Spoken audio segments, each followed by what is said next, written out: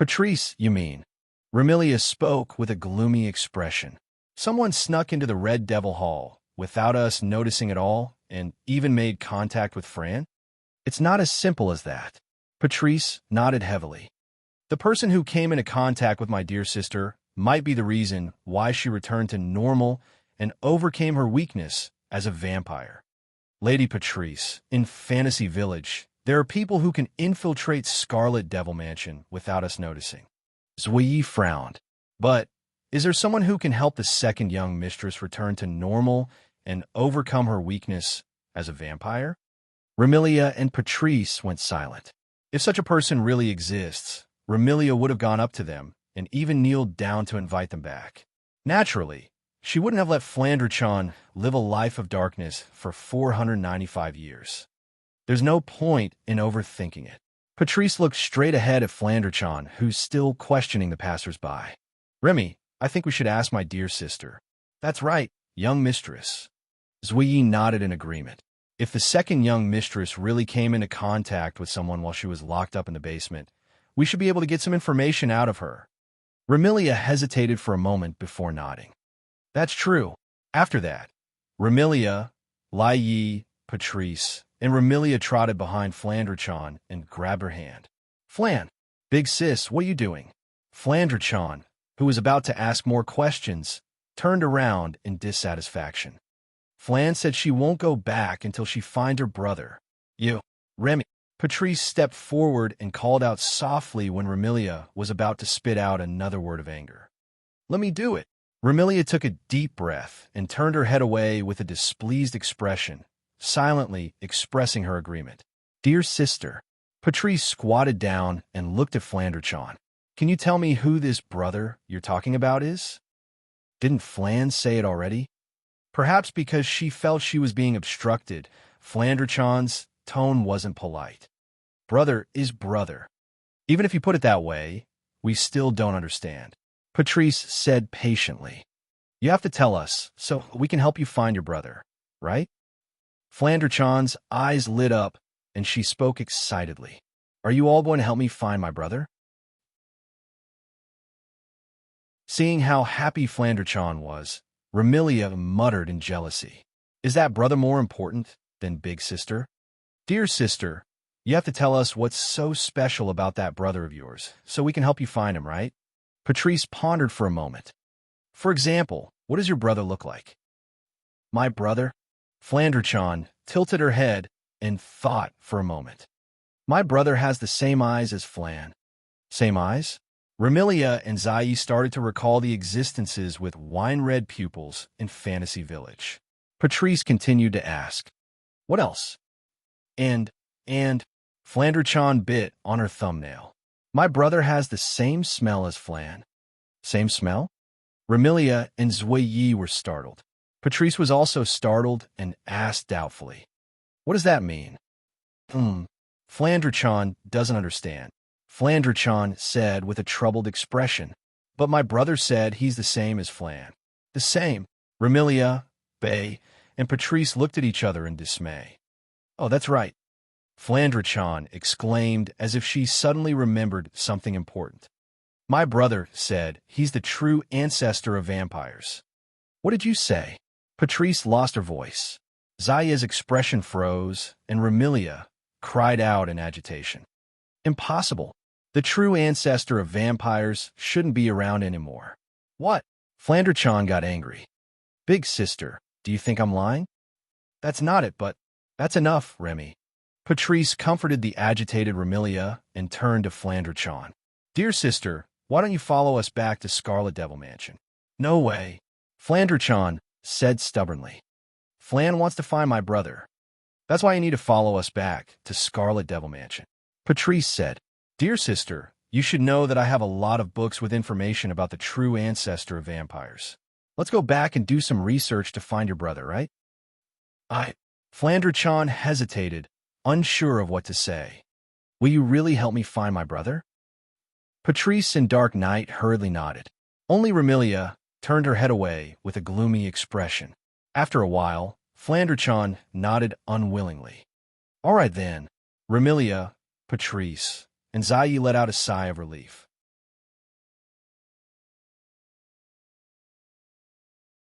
Chapter 17:13. In the center of the fantasy village, there was a mountain, the Mountain of Monsters. This was a mountain where many ancient monsters and deities lived. On this mountain, the monsters and gods had jointly established a cultural society that was different from other humans and monsters.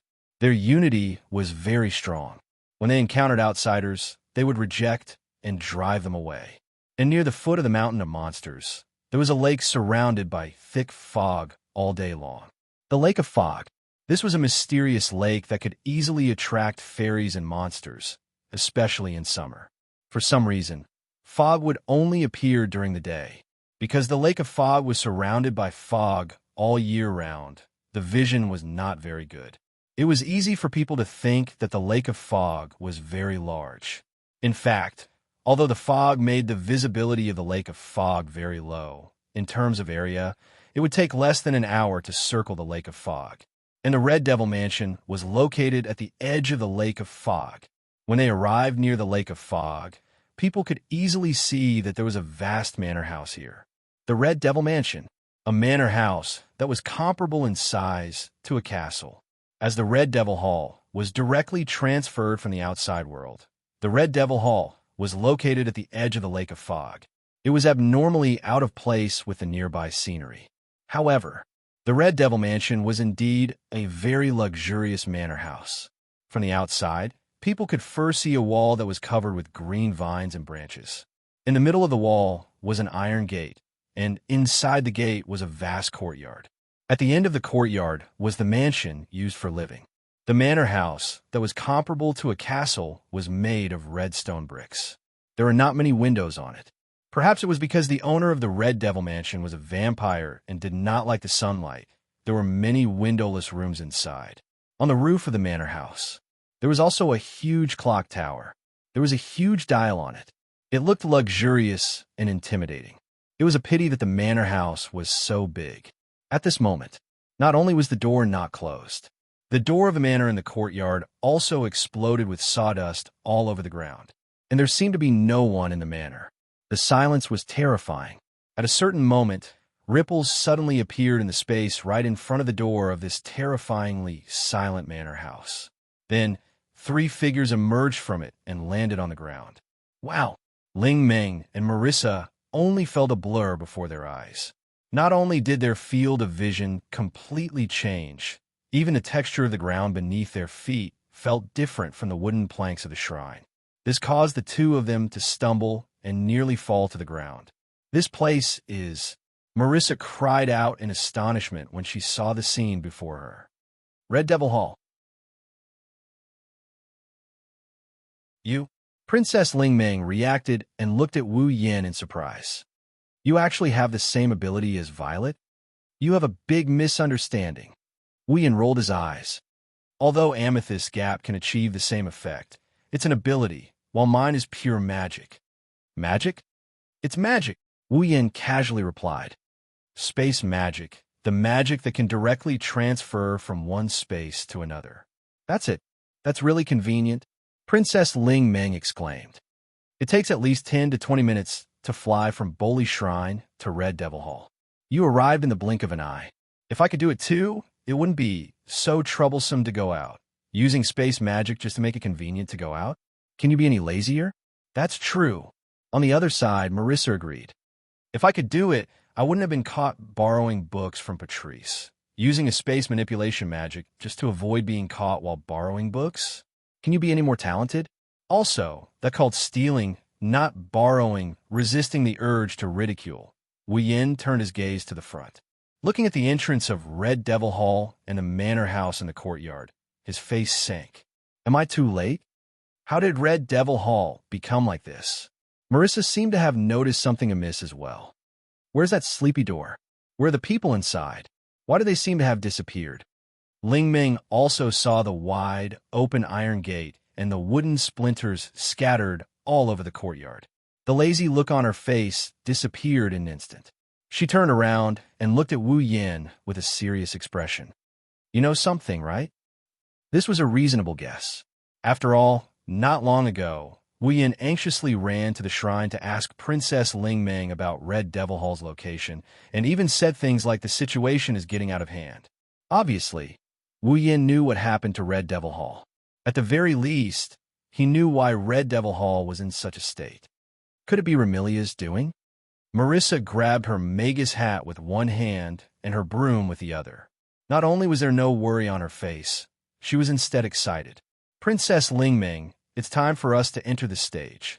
However, Princess Ling Ming did not even look at Marissa and spoke to Wu Yin with a look of annoyance. What do you know? Wu Yin glanced at Ling Ming, and he didn't say anything.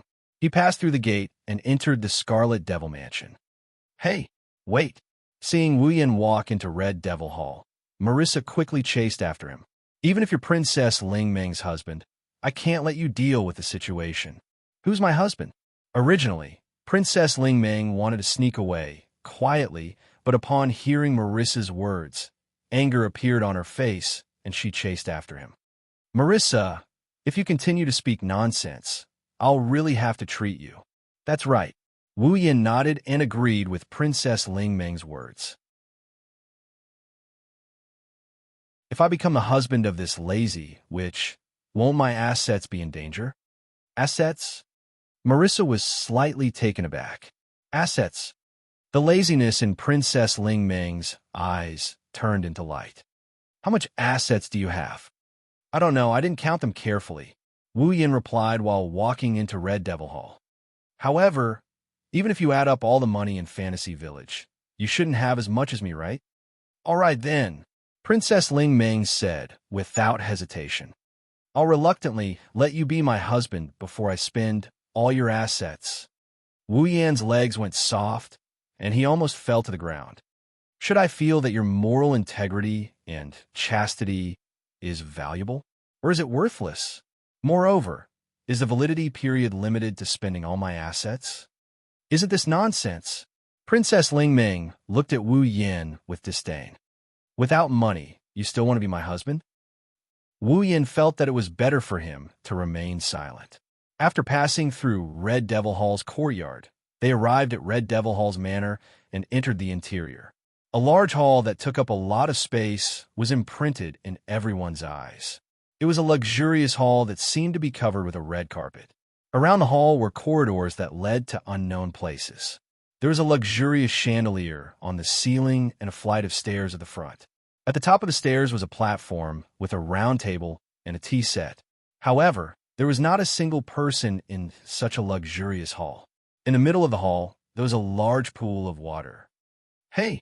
Looking at this strange scene, Marissa called out, Is there anyone here? I'm Marissa. Am here. Marissa's voice spread far and wide, but in return, only echoes were heard. There was not even a single response. No one. Princess Ling Ming tilted her head. Don't tell me they all went out? Wu Yin took a step forward and looked at the large pool of water in the middle of the hall. His eyes flashed with a thoughtful light. There's a small amount of magic residue left in the space of this hall. Magic residue? Marissa blinked her eyes. Princess Ling Ming understood. You're saying that there was a battle here earlier? No, it shouldn't be as serious as a battle. Wu Yin waved his hand. There's only a small amount of magic residue left in the air. If it was a battle, there should be more magic residue left. Then what happened? Princess Ling Ming sighed. Really, why do I have so much trouble the moment you come? I'm sorry to trouble you. Wu Yin unhappily replied to Princess Ling Ming. All of a sudden, a voice filled with surprise and joy rang out from the entrance. Brother.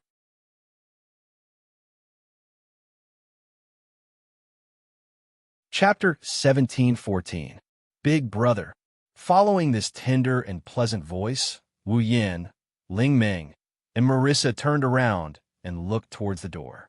Outside the door, four girls of different sizes were standing there.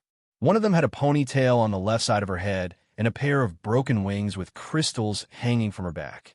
Another was petite, but had a bluish-purple shoulder-length hair, and a pair of canine teeth protruded from her mouth. Another was dressed in pajamas and had a head of long purple hair. She looked like a scholar. The last one was dressed in maid attire. From her appearance, one could see that she had a capable temperament.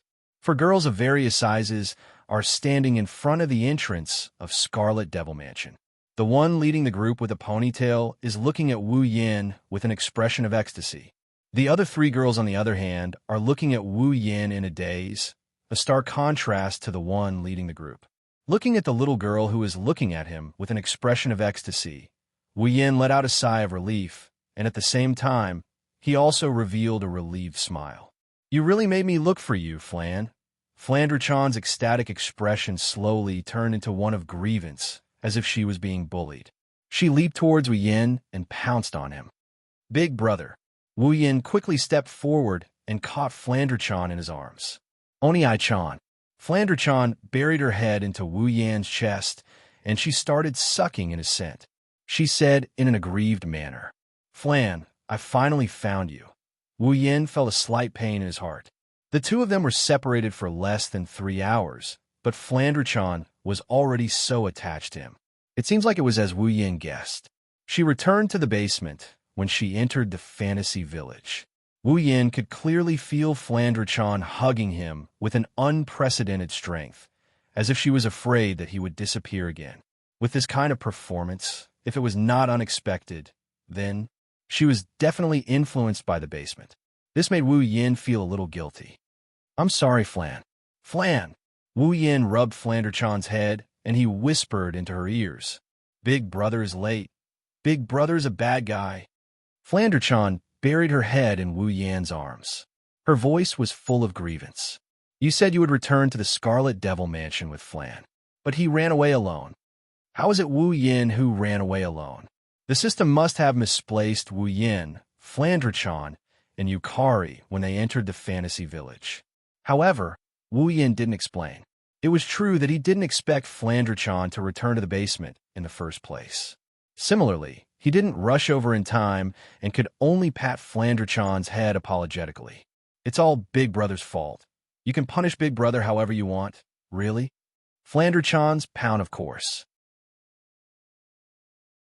"Then I'll punish Big Brother by not leaving Flan again." "Oh." Wu Yin pinched Flandre-chan's nose. Flandre-chan didn't want to let him off so easily, but she still smiled through her tears. It was only at this moment that the people around reacted. "You." Before Ling Meng, Marissa, Patrice, and Zui could say anything, Remilia stood up and glared at Wu Yin with her scarlet eyes. "Put Flan down. Put Flan down." Wu Yin frowned. "Why?" "No reason. There's no why." Remilia glared at Wu Yin with a murderous glare. "If I tell you to put her down, then put her down." "Oh." Wu Yin sneered when he saw that Remilia wasn't going to be polite. "What if I refuse?" Swish, swish, swish, swish, swish. As soon as he finished speaking, a chaotic sound of breaking through the air echoed throughout the entire Red Devil Hall. He saw that a formation of flying knives, which seemed to be nailed to an invisible wall, was arranged neatly in rows.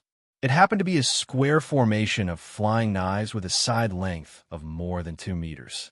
Without any warning, it suddenly appeared in front of Wu Yin and fell on Wu Yin. Boom! Unfortunately, although the neatly arranged flying daggers seemed to have appeared out of thin air and were extremely abrupt, a violent mana whirlwind suddenly shook and blasted out like an explosion when it was about to land on Wu Yan's body. Clang, clang, clang. All of a sudden, the flying daggers that formed a phalanx were all knocked away by the whirlwind formed by mana, as if they had hit steel. The explosion caused Ling Meng and Marissa, who were the closest to Wu Yin, to cry out in surprise as they were pushed back, putting some distance between themselves and Wu Yin. At the entrance, Patrice gazed at Wu Yin, who was engulfed in a whirlwind of mana, and her expression turned solemn. What a powerful mana! Wu Yin gradually opened his eyes. His line of sight shot like an arrow toward a dashing female servant who stood before Remilia with a flying knife in her hand. Is this how the Red Devil Hall treats its guests? My apologies, my apologies. 16 Knight's Black Knight stood before Remilia and spoke in a neither servile nor overbearing tone. Although the Red Devil Hall is hospitable, we will never entertain someone who is rude to the Red Devil Hall's owner. I was the one who was provoked, but now I am the one who is being rude. I guess I gotta see how overbearing Scarlet Devil Mansion can be. Wu Yin curled his lips, and he looked at Sakuya with a look of contempt. But in order to protect the authority of the first young miss, you actually disregarded the fact that the second young miss is in my hands and attacked me. Should I say that you are loyal? Or should I say that you are ignorant? Rest assured, Your Excellency, Black Knight said indifferently.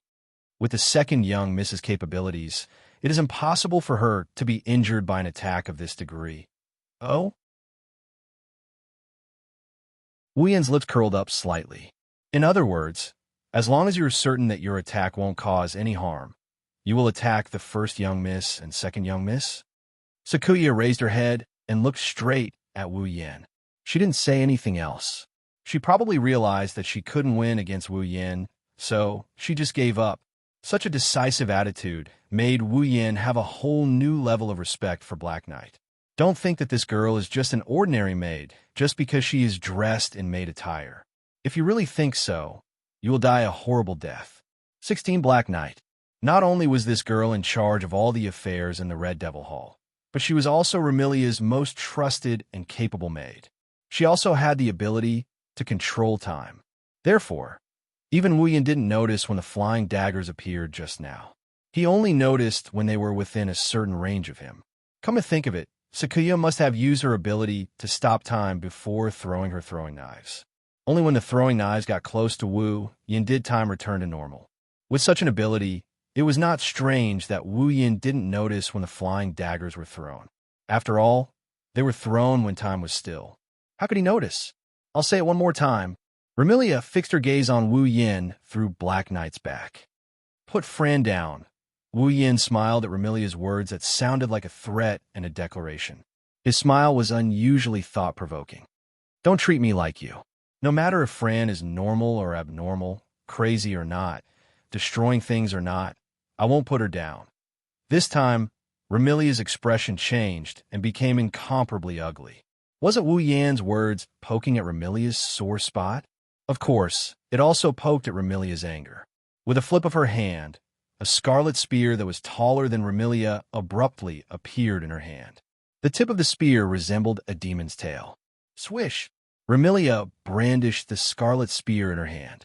Her eyes turned completely blood red, and her canine teeth protruded from her lips like the sharp teeth of a wolf. She slowly floated up into the air. She looked down at Wu Yin, who is still holding Flanderchan. Her voice turned cold as she spoke to Wu Yin. I never repeat a sentence for the third time. That's unfortunate. I happen to be the type who likes to repeat myself.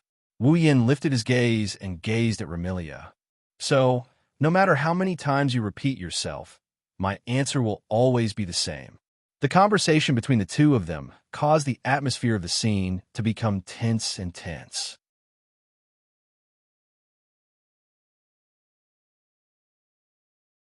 Chapter 17:15. Floating in the air, Remilia looked down at the person who was hugging Fran tightly.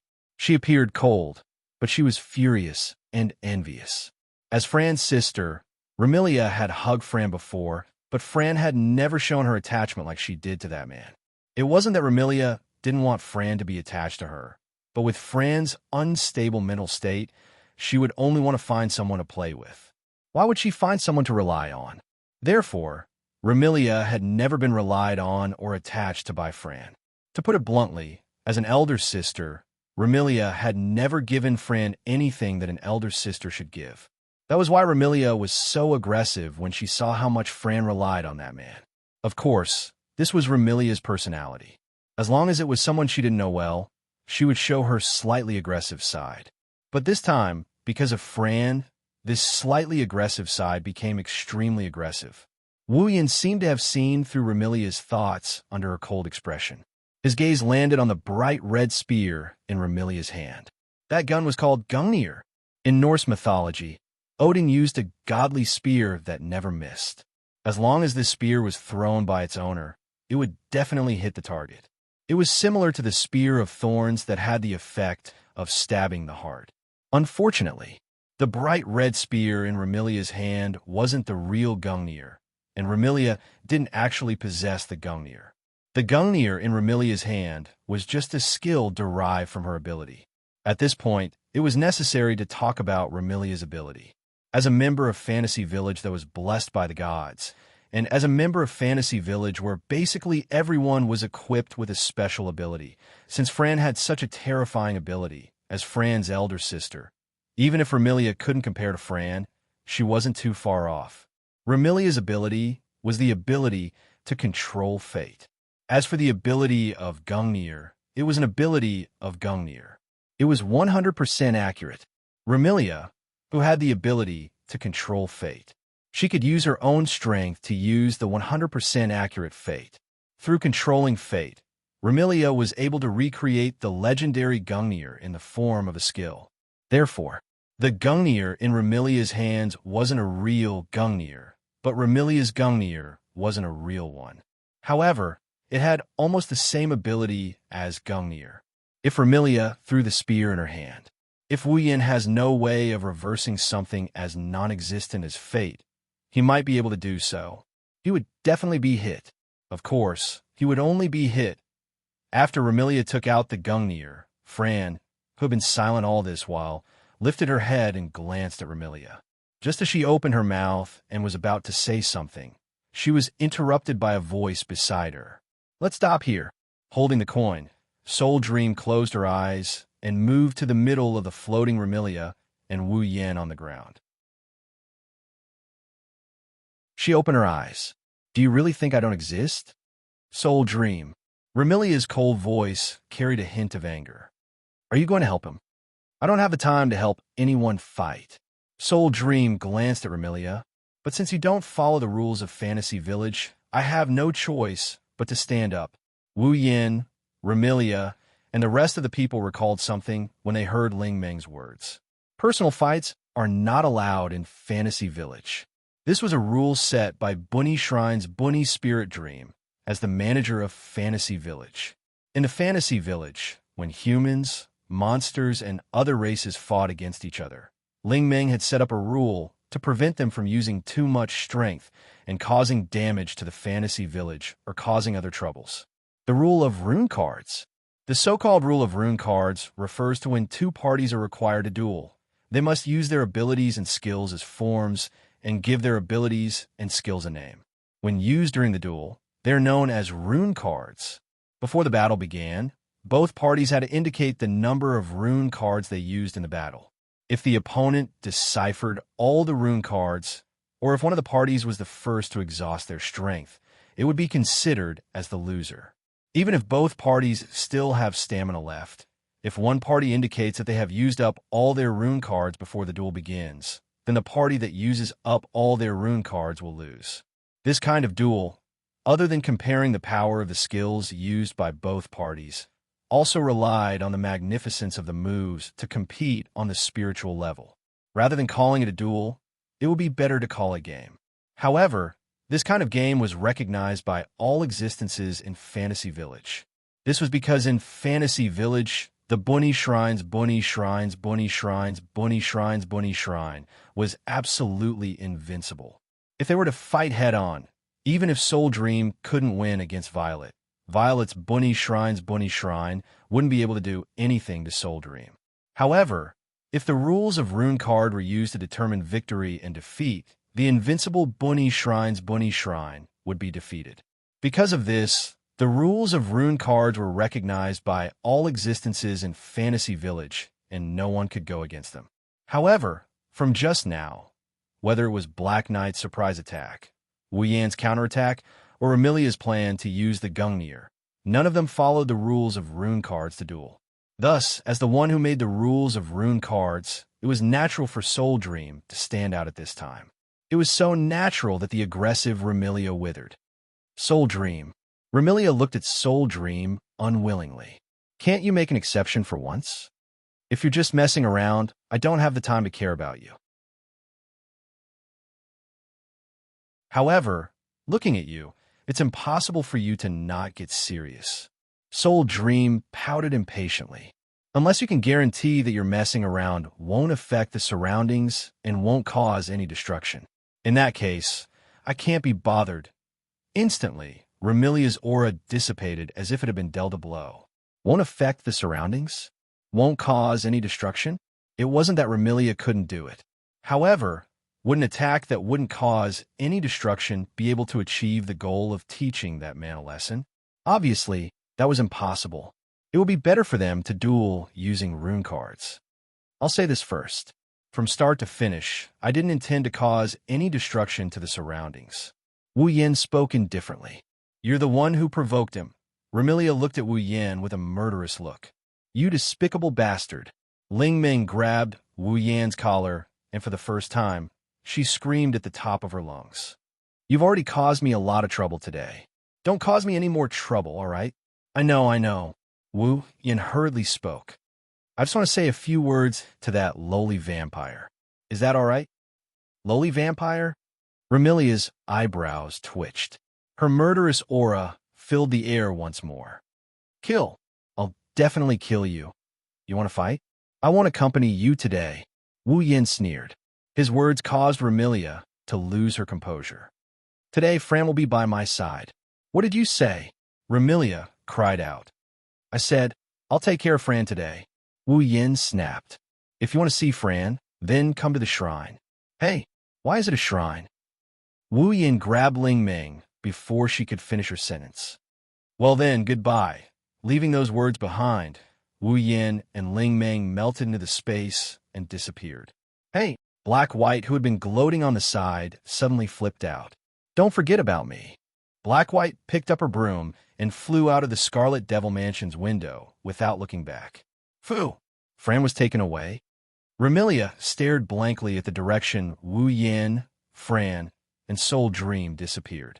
She lowered her head, and her delicate body trembled violently. Eldest young miss. Seeing this scene, the nearby Zui Yi cautiously asked, Why don't I go and bring the second young mistress back? Bring back that bastard's head as well. Remilia didn't care about her image and screamed, I want to suck his blood dry. Calm down, Remy. Patrice shook her head. Little sister said that person is a primogenitor. Did you forget? How can that despicable fellow be the noble true ancestor of the vampires? Remilia glared at Patrice before speaking with a gloomy expression. No, now isn't the time to think about that. What's important is to bring Fran back. Let's go. We're going to the shrine. Yes.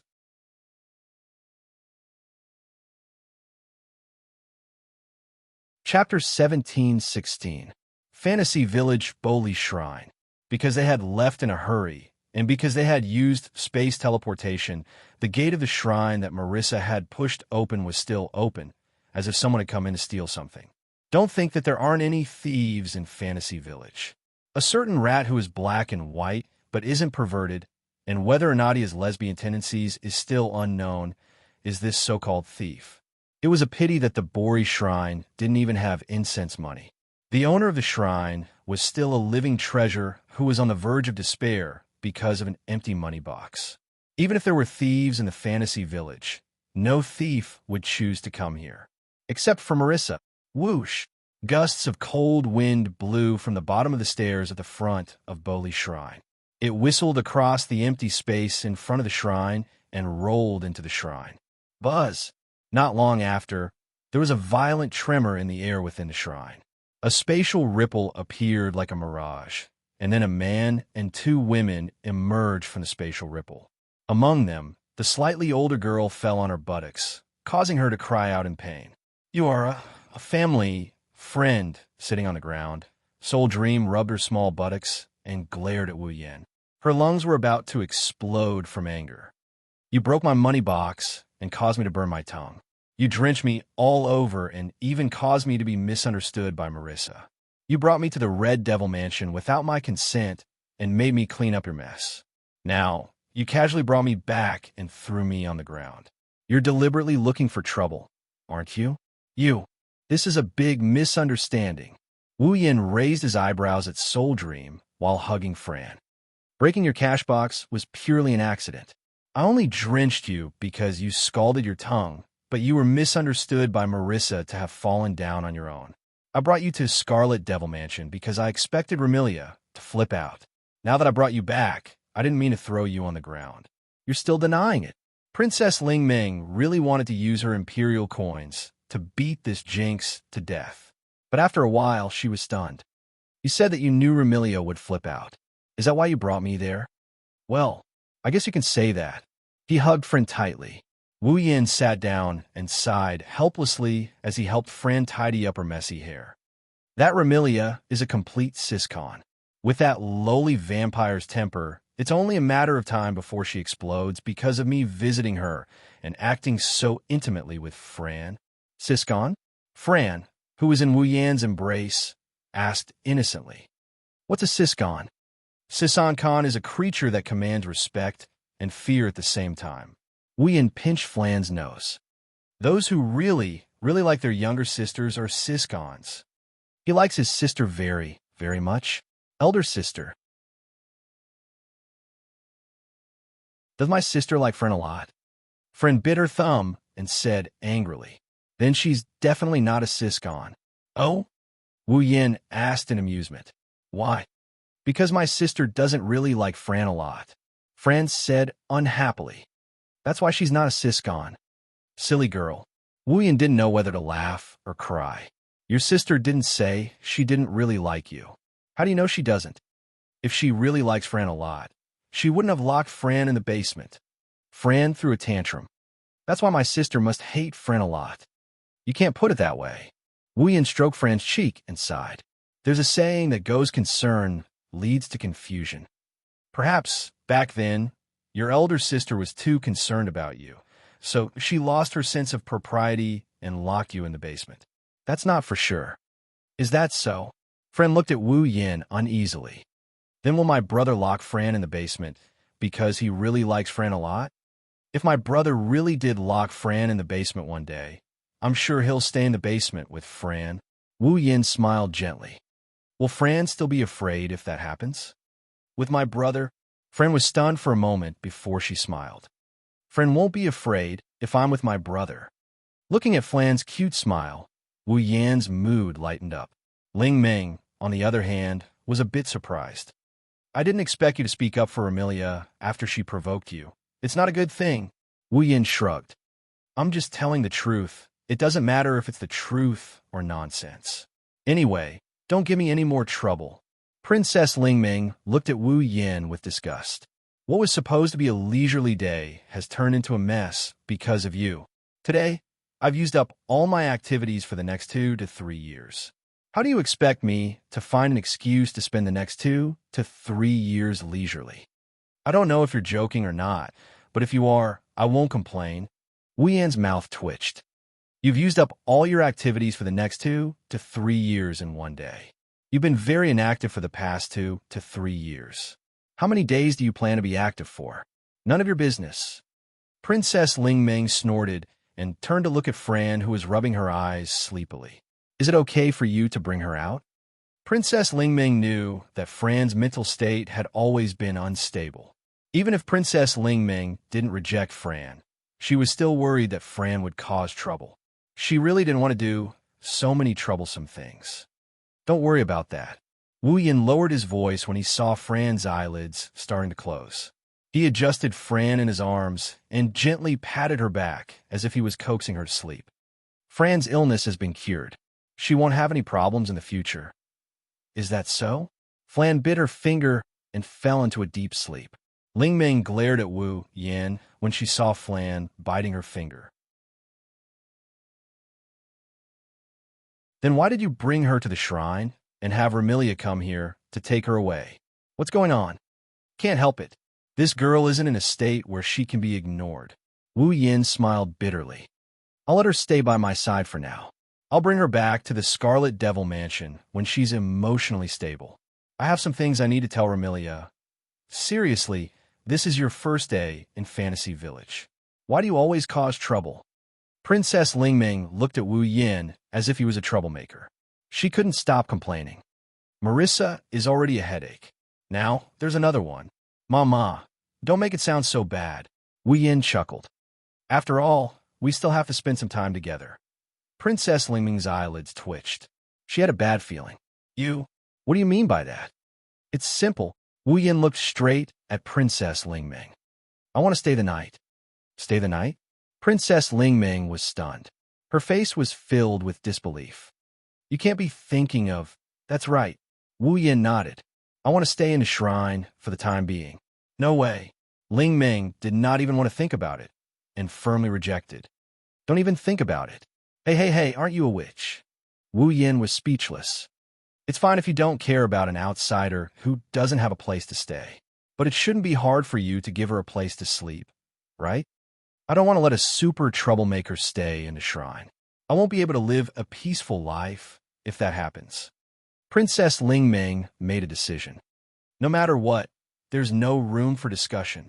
Oh, Wu Yin chuckled. It's an eerie laugh. Don't speak so soon. Wu Yin took out a pouch and threw it on the table. Clang! Following this sound, the bag slammed heavily onto the table in front of Ling Ming. The opening of the bag opened up, exposing the contents of the bag to the air. In the next moment, Ling Ming's vision was filled with golden light, causing her incorruptible expression to freeze on her face. There was no other reason. This was because the bag was filled to the brim with gold coins.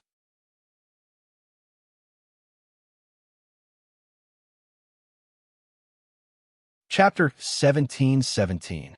There were at least 30 gold coins in the old pouch. They were emitting a rich and dazzling light that seemed to illuminate the entire shrine.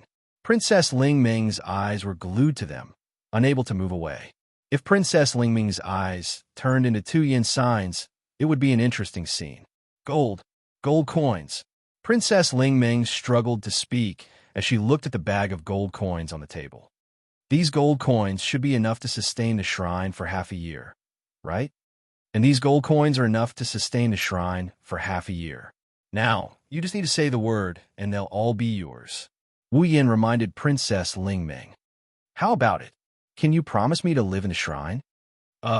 Princess Ling Ming stared at the bag of gold coins on the table. Her eyes were filled with hesitation. She was struggling to make a choice between gold coins and leisure. As a greedy person, Princess Ling Ming was also an extremely lazy person. Now that money and leisure were placed on the table, and Ling Ming had to choose between the two, wouldn't that be a very difficult choice? Of course, since ancient times. From the perspective of the Bori Shrine, which in the land of fantasy, Soul Dream was probably the only one who would have to make such a difficult choice between the two. But, Princess Ling Ming, who couldn't make a choice, could only say that sentence with a dry mouth. Aren't you the head of the House of the Lost? Isn't it better to live in the House of the Lost? Unfortunately, I don't know where the House of the Lost is. Princess Ling Ming, who claimed to be the head of the House of the Lost, was implying that she didn't know the way home. So, I can only choose to live in the shrine. Princess Ling Ming's eyes were filled with hesitation. She kept muttering to herself, what should I do? Choose gold coins? But if I let this troublemaker live here, I won't be able to live a peaceful life. Choose to refuse?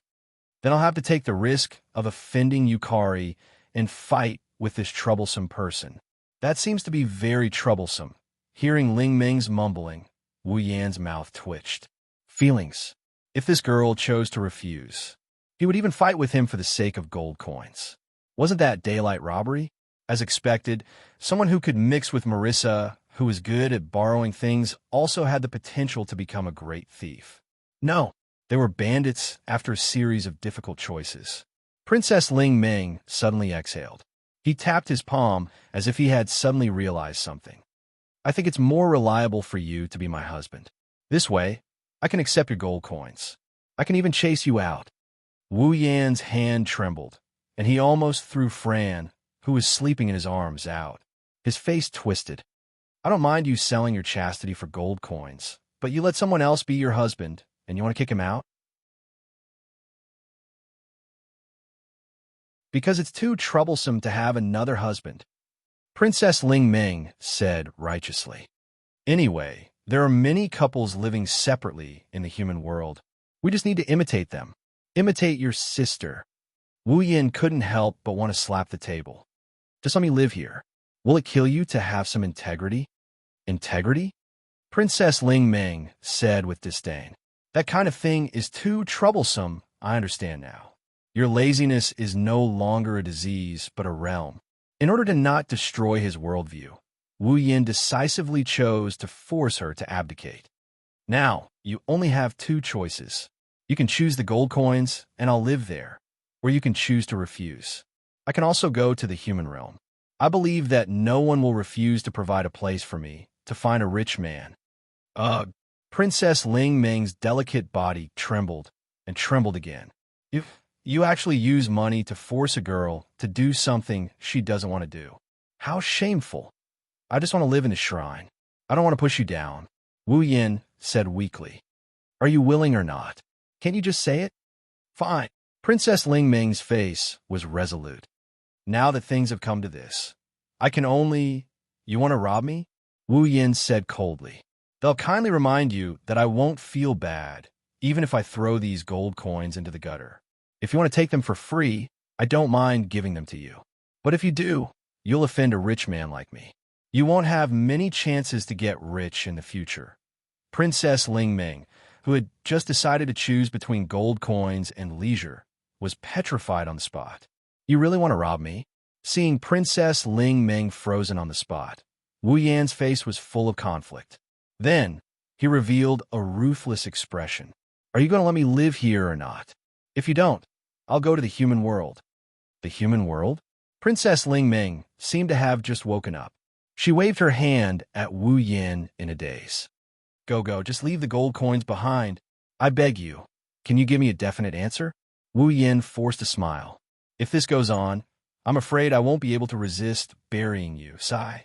Princess Ling Ming seemed to have accepted her fate. Why do I have to get into trouble with you? Although she said that, Ling Ming seemed to have made a decision in her heart. With lightning speed, her hand turned into an afterimage as it flashed across the table in front of her. When the afterimage disappeared, the money pouch on the table had also disappeared.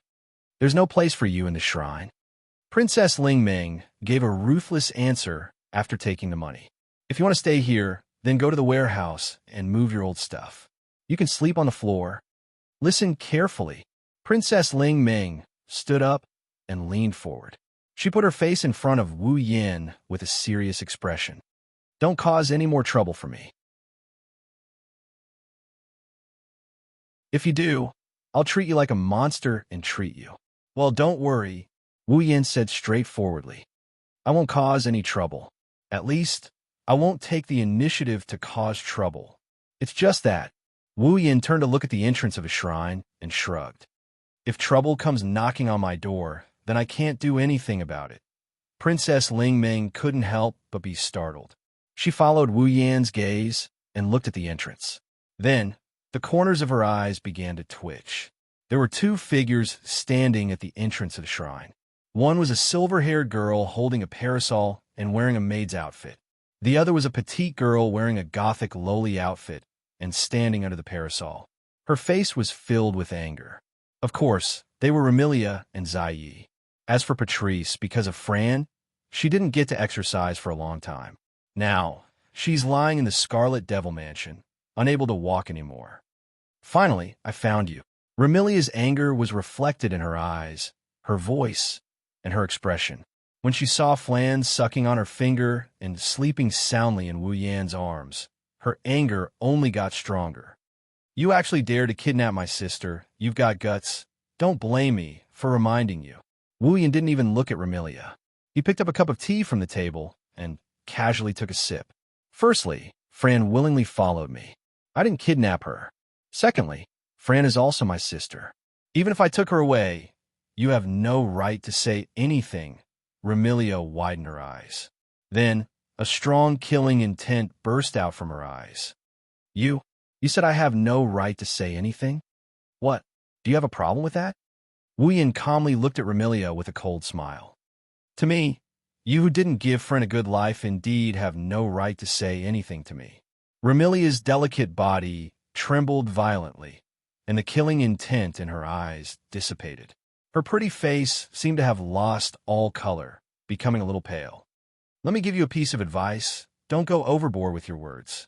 Seeing Remilia's pale face, Sakuya showed a trace of worry. She looked at Wu Yan with a cold tone. To us, you who popped out of nowhere also have no right to say anything to the Scarlet Devil Mansion's master. To me, The Scarlet Devil Mansion's master is nothing. Wu Yan looked at Remilia with a forceful gaze. The only reason I can interact with you is because you're Fran's sister in name.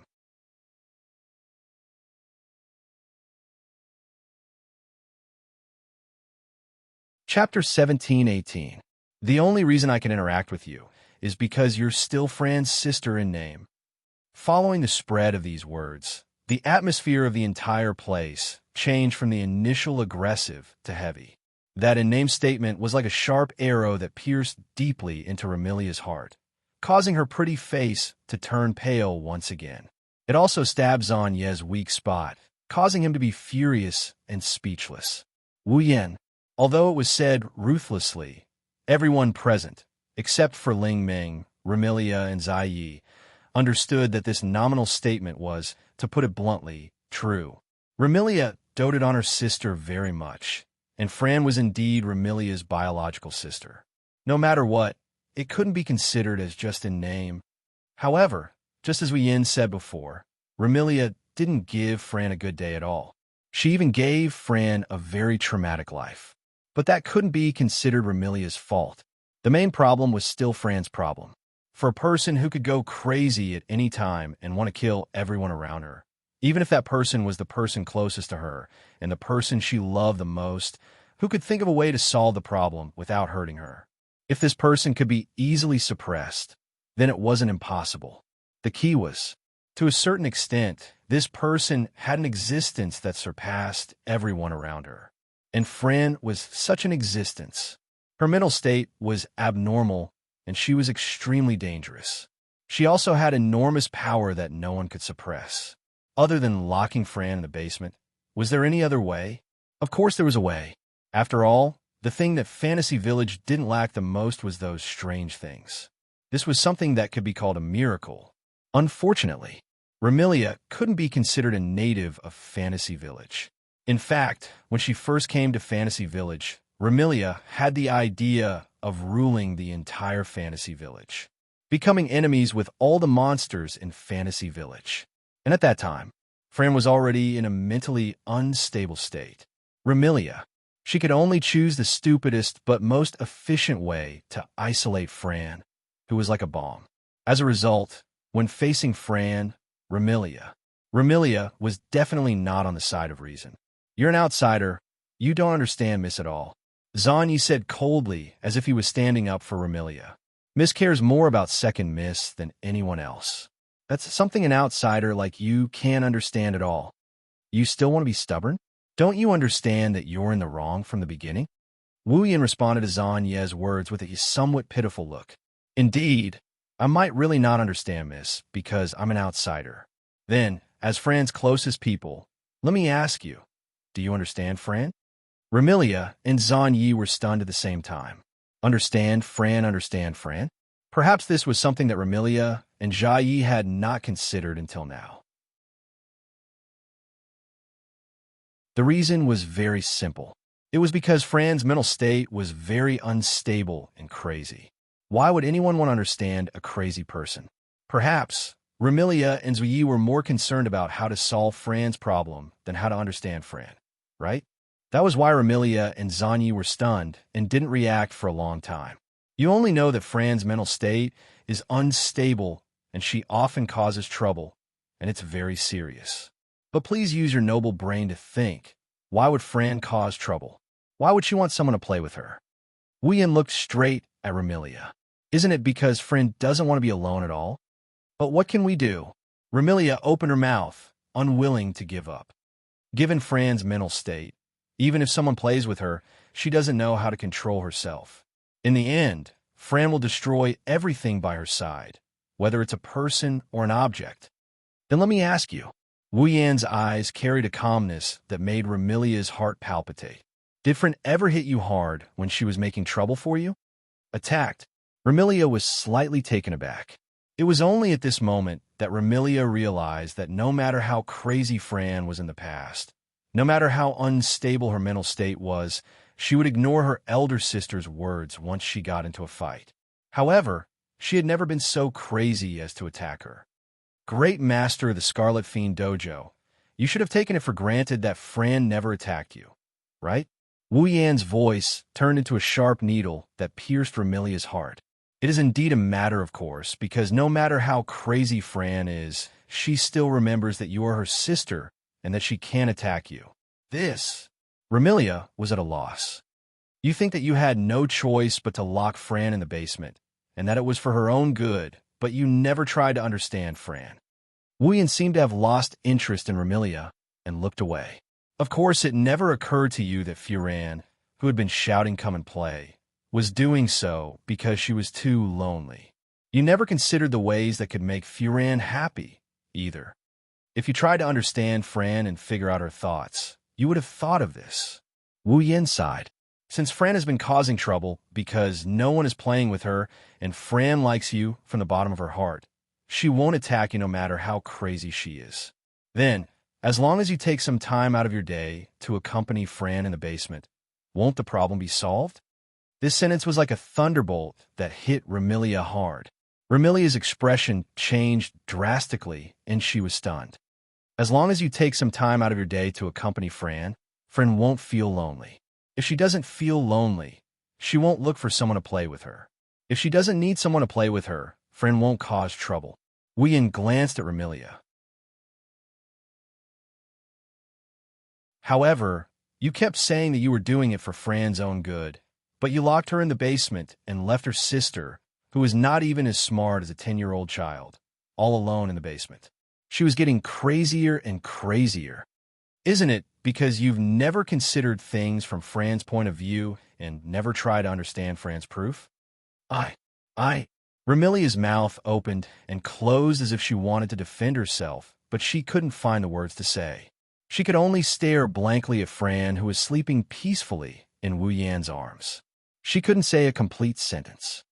Miss, looking at Remilia's expression, Rue, you worriedly called out, but Remilia didn't respond. Hey! Beside them, Princess Ling Ming couldn't stand it anymore and frowned. Don't you think you're going overboard? I'm just stating the facts. Wu Yan shifted his gaze from Remilia to Princess Ling Ming.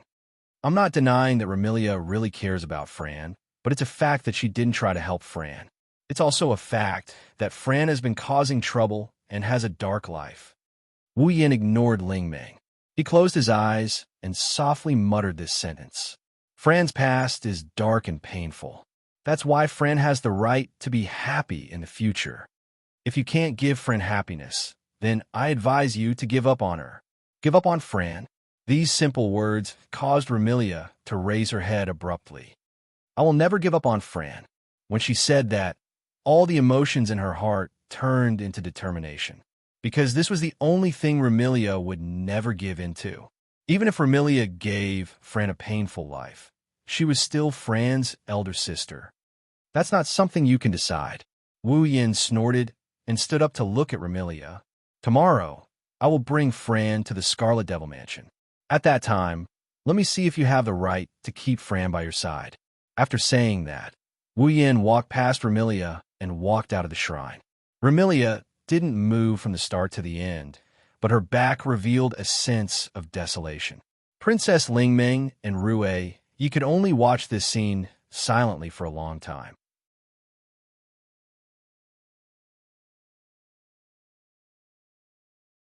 Chapter 1719. Fantasy Village, Scarlet Devil Mansion. Sitting by the round table at the end of the staircase, Patrice wore a pair of spectacles and held a book in her hand. She looked like a scholar who was improving her knowledge and possessed a tranquil feeling that made others unable to speak their mind. Beside Patrice, an imp held a tray and observed her master with a trace of helplessness on her face. Even though the imp was a demon, she wasn't considered powerful among demons. Therefore, the imp became Patrice's familiar. It wasn't impossible for ordinary demons to become the familiar of witches and magicians. However, if witches and magicians wanted powerful demons to become their familiar, they would have to pay a price. After all, wasn't it the demons who became their familiar? However, the imp's strength was considered weak among demons. Therefore, even if she became someone else's familiar, she didn't have the qualifications to ask her master to pay a price. Therefore, the imp became Patrice's familiar out of her own free will.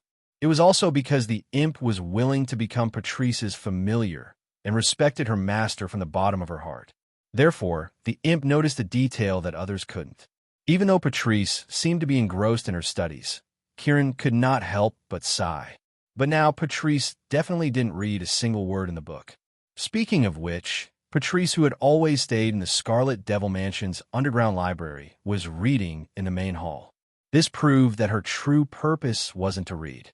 Moreover, ever since Remilia and Xianxia left the Scarlet Devil Mansion and went to the Boli Shrine, Patrice hadn't even flipped a single page of the book. Clearly, Patrice wasn't seriously reading the book. Come to think of it, he must be very worried about Second Miss, right? Thinking until here, the imp couldn't help but turn her gaze towards the entrance of the Scarlet Devil Mansion. When she looked, the imp was taken aback. Then, she hurriedly called out, "Madame Patrice." Patrice seemed to have heard the commotion at the entrance before the imp called out. She lifted her head and looked towards the entrance. When Remilia and Night-Eye walked through the door, Patrice saw the images of Remilia and Night-Eye. Patrice's heart sank slightly. He saw, walking into the Red Devil Hall, Ziyi, who followed behind Remilia step by step, had a look on his face. Not only was there a trace of worry, but there was also a heavy feeling. As for Remilia, her head was completely lowered, making it impossible to see her expression. However, this only showed that something had happened. At least, ever since Patrice met Remilia, she had seen Remilia's dignified side, childish side, willful side, and even angry side. However, she had never seen Remilia in such a preoccupied state. Patrice's expression turned heavy. She stood up and gazed at Ziyi, who was slowly ascending the stairs behind Remilia, and questioned him silently. Noticing Patrice's gaze, Ziyi looked at Patrice, and the worry on his face seemed to have deepened. He shook his head at Patrice. What Ziyi wanted to express was not that he did not know, but that it was not easy to say. This made Patrice feel the importance of this matter. Not only did Ziyi return with a heavy heart, he didn't even bring back Fran who he wanted to bring back. This was enough to show the severity of the matter. What's wrong? In the end, Patrice chose to ask Remilia. What happened? Remilia didn't answer Patrice's question.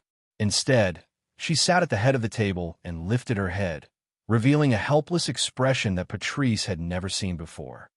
"Patrice," Remilia asked in a daze, "tell me, did I do something wrong?" Looking at Remilia, who had never displayed such a weak side, Patrice more or less sensed that something was amiss.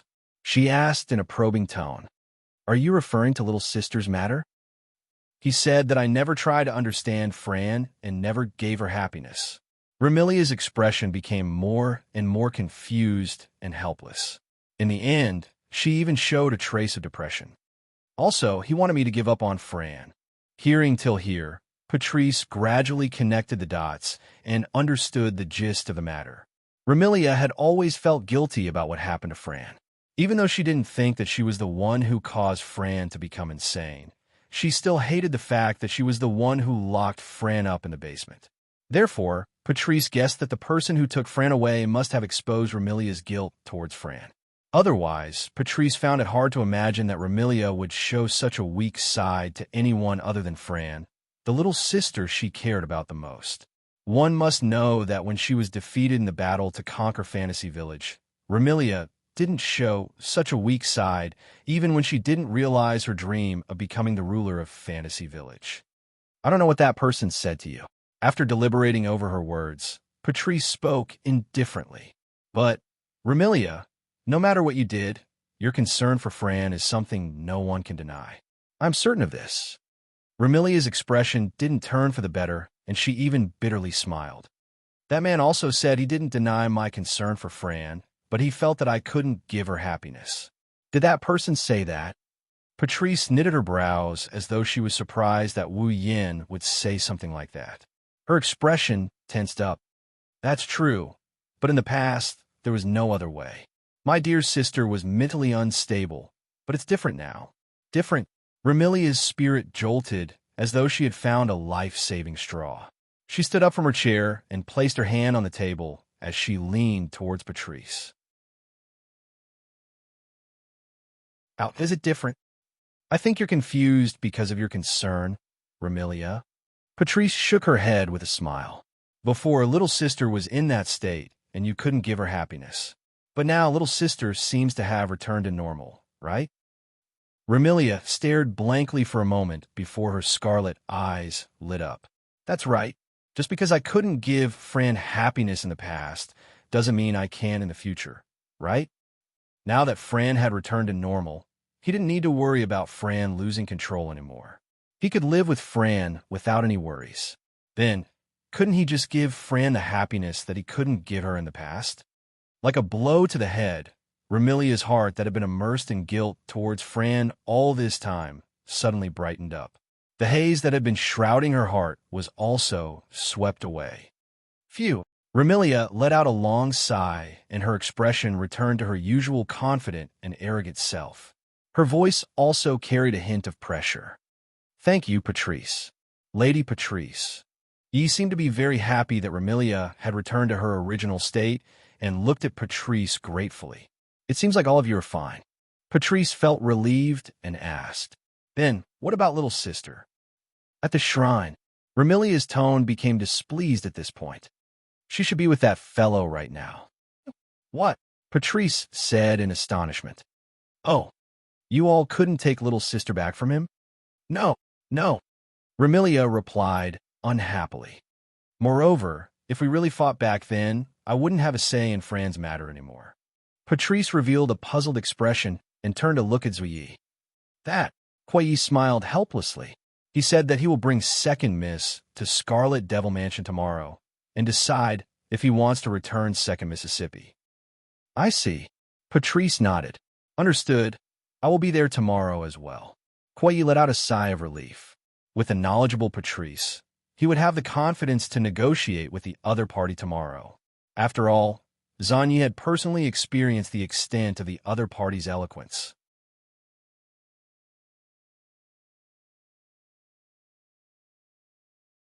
Chapter 17:20. The next morning, in his dreams, Wu Yin felt something furry poking his nose. It tickled the bridge of his nose, and he couldn't resist the urge to sneeze. In a daze, Wu Yin wrinkled his nose. He even reached out to touch his nose until the furry thing that stuck in his nose seems to be gone. Only then did he go back to sleep. However, when Wu Yin was about to fall asleep again, the furry object poked his nose again, making Wu Yin frown. Sensing that something isn't right, he slowly regained consciousness and opened his sleepy eyes. Hee, Big Brother is awake.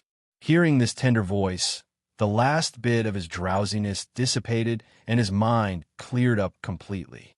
He lowered his head and looked at his chest. Over there, a young girl wearing a gothic lowly outfit with a pair of broken wings full of crystals on her back is looking at Wu Yin with a pair of bright red eyes. She has a mischievous expression on her face, as if her prank was discovered. In a little girl's hand was a ponytail tied to the left side of her head. She was sweeping it in front of Wu Yin's nose. Needless to say, the furry object that woke Wu Yin up was the end of this ponytail. The one who pranked Wu Yin with her own hair. It was Fran. Girl. Wu Yin sat up and hugged Fran. He acted like he wanted to eat her alive as he yelled at her.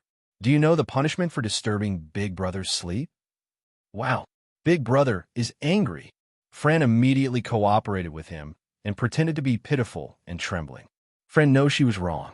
Big Brother, please forgive Fran. It's not sincere to apologize verbally. Wu Yin said calmly. What do you have to do if you want to be forgiven when you prank someone? What do I have to do? The pitiful and scared expression on Fran's face disappeared. This time, she was really curious. What do you have to do? Do you even need to ask? Wu Yin smiled maliciously. Of course, you have to hand over the tool for pranking. Hand over the tool for pranking. Fran blinked. She immediately understood Wu Yin's meaning. She held her ponytail tightly with both hands and asked weakly, Could it be? Wu Yin groped around his back, and when he raised his hand again, there's a pair of scissors shining with cold light in his hand. Let me cut off Fran's hair for pranking. Wah, no. Fran jumped up from Wu Yin's body. Wu Yin screamed. He also jumped up. He chased after her. Immediately, Messy footsteps could be heard on the wooden floor. Fran's panicked screams and bell-like laughter could be heard as well. This morning was filled with warmth. In the early morning, every corner of the Boli shrine was filled with cold air. Even if the warm sunlight shone down from the sky and filled every corner of the Boli shrine, it couldn't completely drive away the cold wind. Fran was holding her ponytail with one hand and Wu Yan's clothes tightly with the other hand. Wu Yan yawned as he walked to the shrine and opened the door. "Kobai, are you there?" Wu Yan was met with an indescribable silence. Within the not-so-spacious shrine, Ling Ming, who hadn't even changed her clothes, was lying on a quilt. Half of her head, which was tied up in a bow, was exposed, while the rest of her delicate body was hidden under the quilt. She looked just like a large butterfly stuck to the quilt, an exceptionally comical sight. When the door to the shrine was pushed open, Ling Ming's face was exposed. When the light from the outside shone on her face, she immediately retracted her head into the quilt like a tortoise. She looked just like a vampire that had been exposed to the light. "Aren't we the vampires?" Wu Yan ridiculed her. Flan looked at him with curiosity and amusement as he walked into the shrine. He slammed the table in front of him. "Kobai, the sun is shining on your butt." So noisy. A half-dead voice came out from the quilt. "Call me when the sun is shining on your feet." Wu Yan was silent for a moment. He slammed the table again. "The sun is shining on your feet." "What?" "The sun is only shining on your feet." The half-dead voice came from the quilt again. "Call me when the sun is shining on your butt." "I thought I was the laziest in the morning. I didn't expect you to be even lazier than me." Wu Yan almost choked to death. "Get up. What about breakfast?" "Breakfast?" The bowknot under the quilt shook like a pair of ears. Ling Ming poked her head out of the quilt and asked in confusion, "What's breakfast? Don't we eat lunch directly after waking up?" Wu Yan was embarrassed. Even Fran looked at Ling Ming as if she was an alien. What does this mean? Isn't this saying that Ling Ming usually wakes up in the afternoon? Wu Yan likes to sleep in, but he's never slept until noon. In a way, Akagaku's laziness is a realm of its own. "Forget it." Wu Yan gave up. "Tell me where the kitchen is. I'll go make something to eat first." "Ho-ho, so delicious." Ling Ming, who had been lying on the bed, sat up from her original position. Her half-dead appearance had completely disappeared and was replaced by a look of vigor and vitality. Of course, vigor refers to Ling Ming waving her chopsticks energetically. The dishes on the table in front of her were reduced at a speed visible to the naked eye. Why didn't I realize that breakfast is so delicious before? Wu Yan and Fran sat opposite Ling Ming with bowls in their hands. They looked at each other as Ling Ming looked like a hungry ghost who had just been reincarnated. "Does Ling Ming not have any food to eat?" Fran bit the tip of her chopsticks as she looked at Ling Ming, who kept eating.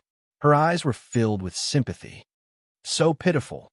Well, she used to eat lunch the moment she woke up. She has never tasted breakfast before. It's inevitable that she would be like this, Wu Yan said. So, let's be considerate of her. Got it, brother.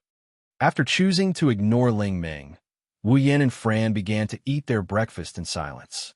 By the way, Wu Yan and Fran secretly hid the dishes after seeing how fast Ling Ming ate. They didn't want Ling Ming to clean up all the dishes on the table. Therefore, if someone were to come here, they would see the Miko of Bori Shrine eating and drinking without any care for her image. The other two Mikos sat opposite each other, took out a few dishes hidden in the stove, put them on the ground, and started eating. Not long after, whether it was the plates on the table or on the floor, all of them were cleared. Oh! Ling Ming lay down on the floor and narrowed her eyes in satisfaction. I haven't eaten so much in a long time. I can see that. Wu Yan put away the dishes and handed them to Fran, who was happily cleaning up. He then glanced at Ling Ming. Looking at the way you eat, we are almost full. Don't tell me you are so poor that you don't have money to eat. Don't have money to eat? Princess Ling Ming asked curiously. Do I need money to eat? Huh? Wu Yan was shocked. If you don't need money to eat, where did the ingredients come from? Who knows? Ling Ming pouted.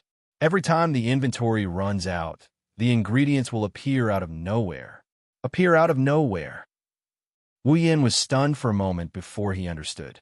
It must be a 17-year-old girl who was used to peeping through the gaps. When she saw that Ling Ming did not even have money for incense, she naturally did not have money to eat. In order to keep the life of the manager of Fantasy Town alive, she must have secretly brought the ingredients over. Wu Yin did not know whether to laugh or cry as he shook his head. He put all the cutlery aside and reached out to Fran. "Fran, come here.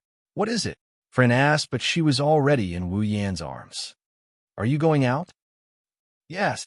Where are you going?" "Scarlet Devil Mansion."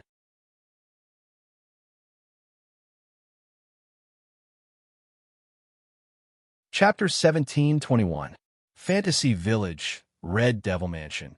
In the early morning, the fog around the fog lake at the foot of the Demon Mountain seemed to have thickened.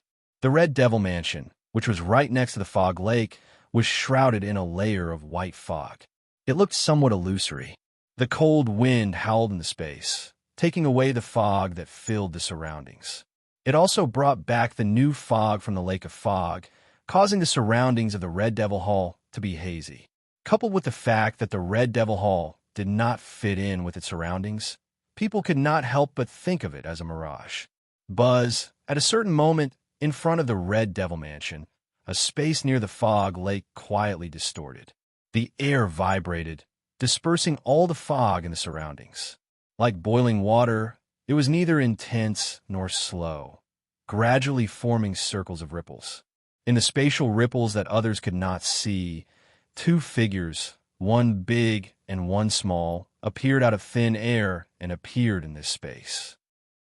An extremely soft sound of landing was like a thin needle falling in the silent world.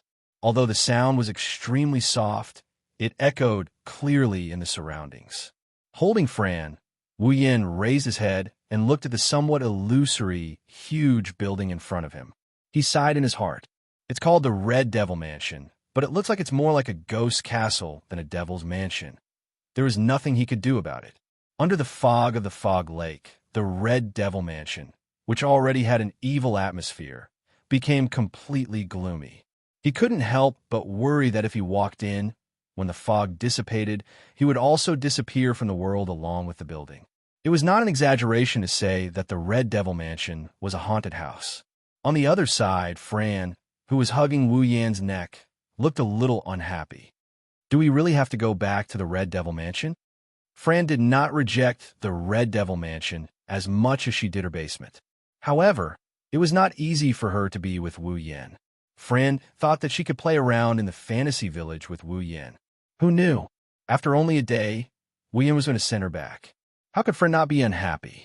If it wasn't for Wu Yan's repeated assurances, if Remilia still insisted on locking Fran in the basement, he would definitely take her away. Fran did not want to go back to the Red Devil Mansion. He clearly understood Fran's feelings. Wu Yin said softly, "No matter what, the Red Devil Mansion is Fran's home. Fran can't always follow brother everywhere. You don't want to go home? What does it matter?" Fran's face was puzzled. "Even if you don't go home, Fran," hearing these extremely willful words, Wu Yan was helpless. "If you say that, your sister will be very hurt. That's better." Fran puffed up her cheeks. "Big sister is so bad. Bad children should be punished, right?" Wu Yan shook his head. "Do you really Fran doesn't want Flan?" Fran was speechless. "Even though you say you don't want to go home, Fran actually wants to live with her sister, right?" Wu Yan rubbed Fran's head. "So, don't say such willful words, oh." Flan's expression turned gloomy again. Wu Yan couldn't help but laugh at her antics. Hugging the petite figure in his arms, he started walking towards the entrance of Scarlet Devil Mansion. As they got farther and farther away from the fog lake, the Red Devil Mansion in the fog became clearer. After the visibility increased slightly, the Red Devil Mansion's entrance appeared in front of Wu Yin and Fran's eyes. Passing through the thinning fog, Wu Yin carried Fran to the entrance of the Red Devil Mansion and looked ahead. When they arrived, everything in Wu Yan's field of vision was filled with the Red Devil Mansion's buildings. Red buildings, walls covered with vines, a tall bell tower, very few windows, and an iron gate that stood in front of him, its surface flashing with a cold luster. Yesterday, the Red Devil Hall was in a mess. Today, it finally had its original appearance.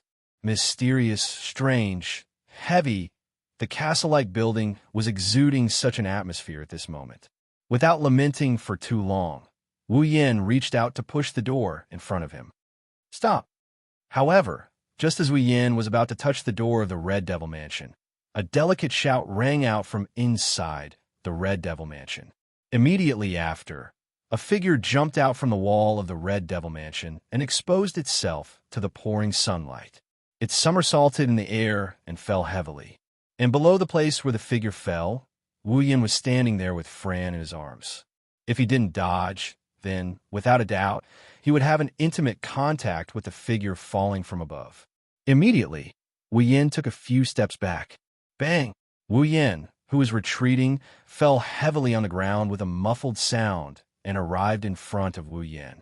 It was a tall girl with waist-length red hair, with 2 braids on each side. She wore a dark green Chinese suit and a hat of the same color as her clothes. On the hat was a golden star with the word dragon engraved on it. She was dressed like a warrior. Hong Miling, level 75. This is the Red Devil Mansion.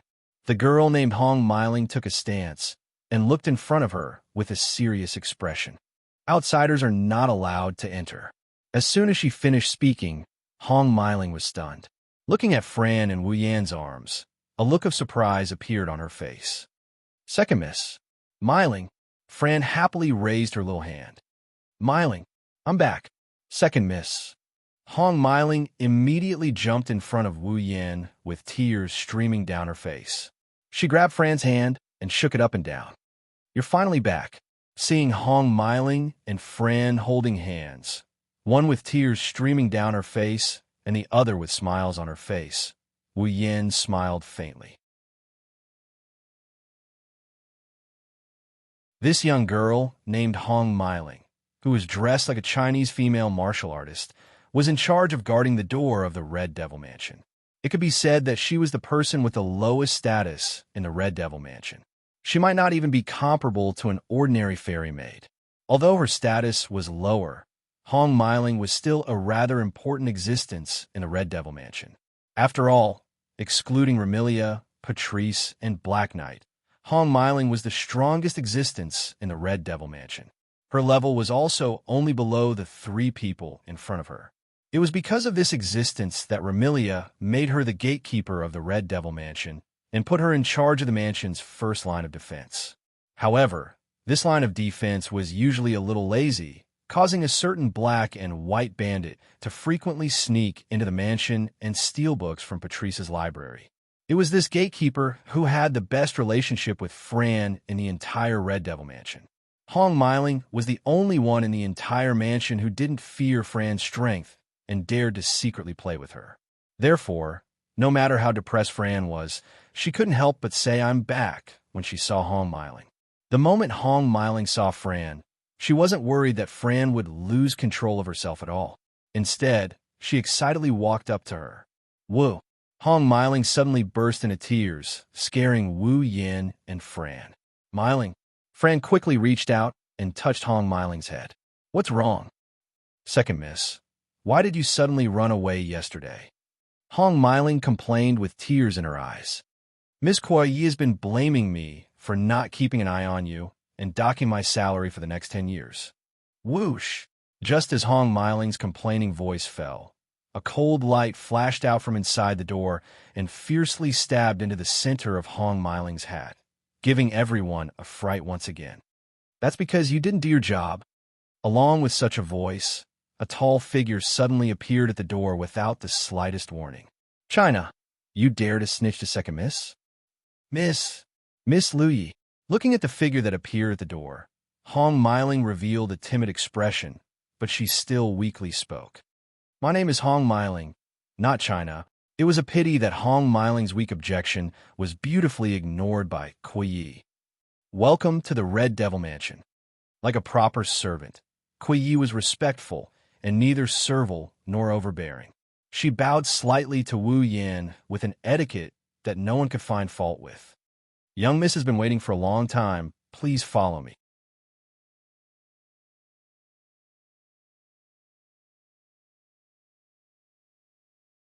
Chapter 1722.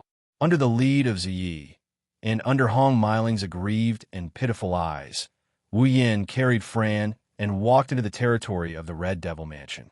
The structure of the Red Devil Mansion was a bit similar to that of an ordinary city. The most important residence of the Red Devil Mansion was in the center, surrounded by 4 walls. Between the walls and the mansion was a vast outer courtyard with some flowers and trees planted. It was extremely luxurious. At first glance, it was located in the center of the Red Devil Mansion, surrounded by 4 walls. The mansion used for living didn't seem very big, but in fact the interior of the Red Devil Mansion was much bigger than it looked from the outside. The reason was naturally because of the handsome maid leading the way in front of him. Although Ziyi was just an ordinary human, he had the ability to control time. That kind of time ability wasn't like Kurumi's, who could only choose a target through bullets and let the time ability act on the target hit by the bullet. Ziyi's time ability couldn't act on himself like Kurumi's, but it could act on his surroundings. For example, Kurumi could stop the opponent's time and then attack the opponent who had stopped time. Ziyi could stop the time within a certain range and then let the only person who could move in time attack. The difference between the two was that one could only act on an individual while the other could act on a certain range of space. Because of this, Kurumi's and Ziyi's time abilities more or less had their own advantages and disadvantages. Like Kurumi, although he could only use the power of time on an individual, he could freely turn back time on himself. No matter how serious his injuries were, he could still recover. Ziyi's ability had a large range of effect, but even if he could turn back time within this range, the things that had changed couldn't be restored to their original state. That was to say, Ziyi couldn't do something like recovering from his injuries. Compared to Kurumi, Ziyi's ability could work within a certain range, which meant that while controlling time, she could also control space to a certain extent. However, the ability to control space was only a subsidiary of Ziyi's ability to control time. It couldn't be considered Ziyi's true ability, so Ziyi couldn't control space with high difficulty. However, to expand a space, Ziyi could still do it. In between, the space in the Red Devil Mansion had also been expanded a lot by Ziyi. It was much bigger than it looked from the outside.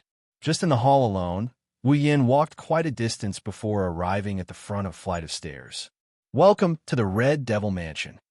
Up ahead, at the end of the stairs, Remilia was floating in the air with her bat-like wings on her back. She had one hand on her waist and the other on her back casually.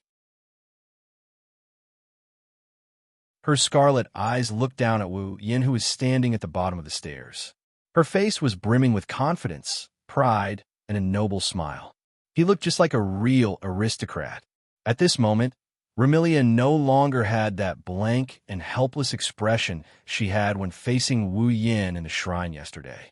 It went without saying that Remilia had already overcome the confusion in her heart and was beginning to take Wu Yin seriously.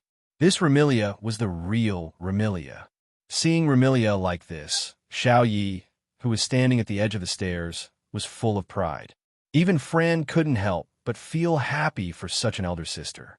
Unfortunately, Remilia didn't maintain this appearance for long. Seeing Fran in Wu Yan's arms, Remilia's confident, proud, and self-reliant smile immediately collapsed and turned into a trace of anger. "How long do you want to stay in someone else's arms? Hurry up and get down." "No." Fran didn't even think about it and refused to make a sound. Moreover, as if she was deliberately disobeying Remilia, her arms around Wu Yan's neck tightened.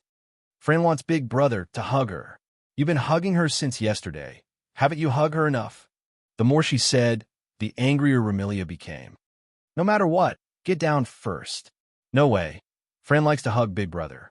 Why does Big Sister keep going against Fran?" Fran snorted and turned her head away. "Big Sister like this is the most annoying." Annoying? Remilia seemed to have suffered a huge blow. Her charming face was shaken. Remilia truly dotes on her sister and Fran, to the extent that she doesn't want any man to touch Fran. This kind of overly protective love is seen as a sister complex in the eyes of others. In other words, at the scene, a Siscon suffered a blow because of his younger sister's unintentional words. Wuyan didn't know whether to laugh or cry. He could only carry Fran and walk up the stairs to the platform at the end of the stairs. When he reached the platform, Wuyan discovered that Ramilia wasn't the only one here. Other than Ramilia, there's another person who is sitting at a seat near the round table. He is looking at Wu Yin with a judgmental gaze. He had long, straight purple hair, pajama-like accessories, and a pair of purple gem-like eyes that were filled with intellectual light. He looked just like a scholar. It's Patrice. He exchanged glances with Patrice. Both of them could see each other, sizing them up, but they tacitly remained silent and continued to observe. After a long time, Patrice broke the silence. I heard that you were a vampire ancestor. As soon as these words came out, the air in the audience seemed to have frozen, and the atmosphere became heavy. Vampire ancestor, the king of vampires. That's the noblest and most powerful existence of the vampire race. In terms of bloodline, the vampire ancestor is comparable to the legendary gods. In this world, there are also vampires. Naturally, as the ancestor of vampires also exists. However, that is a thing of the past. Now, even in Fantasy Village, the only vampires whose identities could be confirmed were Ramilia and Fran. Apart from Ramilia and Fran, the rest of the vampires had disappeared. No one knew if they had disappeared or if they had gone into hiding. As for the true ancestor, he had disappeared long before the establishment of the Fantasy Village and had never appeared again. This was also the reason why Patrice asked so directly. As a bookish witch, Patrice looked gentle and weak, but she was curious. In addition to her calm personality, she inquired about Wu Yan's identity the first time they met. Without a doubt, this wasn't a wise and abrupt action. However, Patrice didn't intend to hide it. Ramilia and Zai also wanted to know Wu Yan's identity. Thus, they didn't say anything and looked at Wu Yan, waiting for his answer. Wu Yan only smiled and didn't reply. He looked at Ramilia. It seems like you have your answer. Tell me your answer. You give up on Fran? For the second time, the air in the Scarlet Fiend Mansion froze because of this short sentence. Like Patrice, Wu Yan went straight to the point. But this time, Ramilia couldn't choose to learn from Wu Yan. She clenched her fists and stared straight ahead. I already gave you my answer yesterday. I will never give up on Fran. Big sister. Fran stared blankly at Ramilia and didn't react. Is that so? Wu Yan nodded, and he asked in a cold tone. In other words, you dare to say that you can make Fran happy? Of course. Of course. Ramilia confidently puffed up her flat chest. Since Fran is back to normal, I won't let her suffer anymore. Oh, Wu Yan sneered. In other words, if Fran falls into a state of mental instability again, you will imprison her again? The confidence on Ramilia's face froze.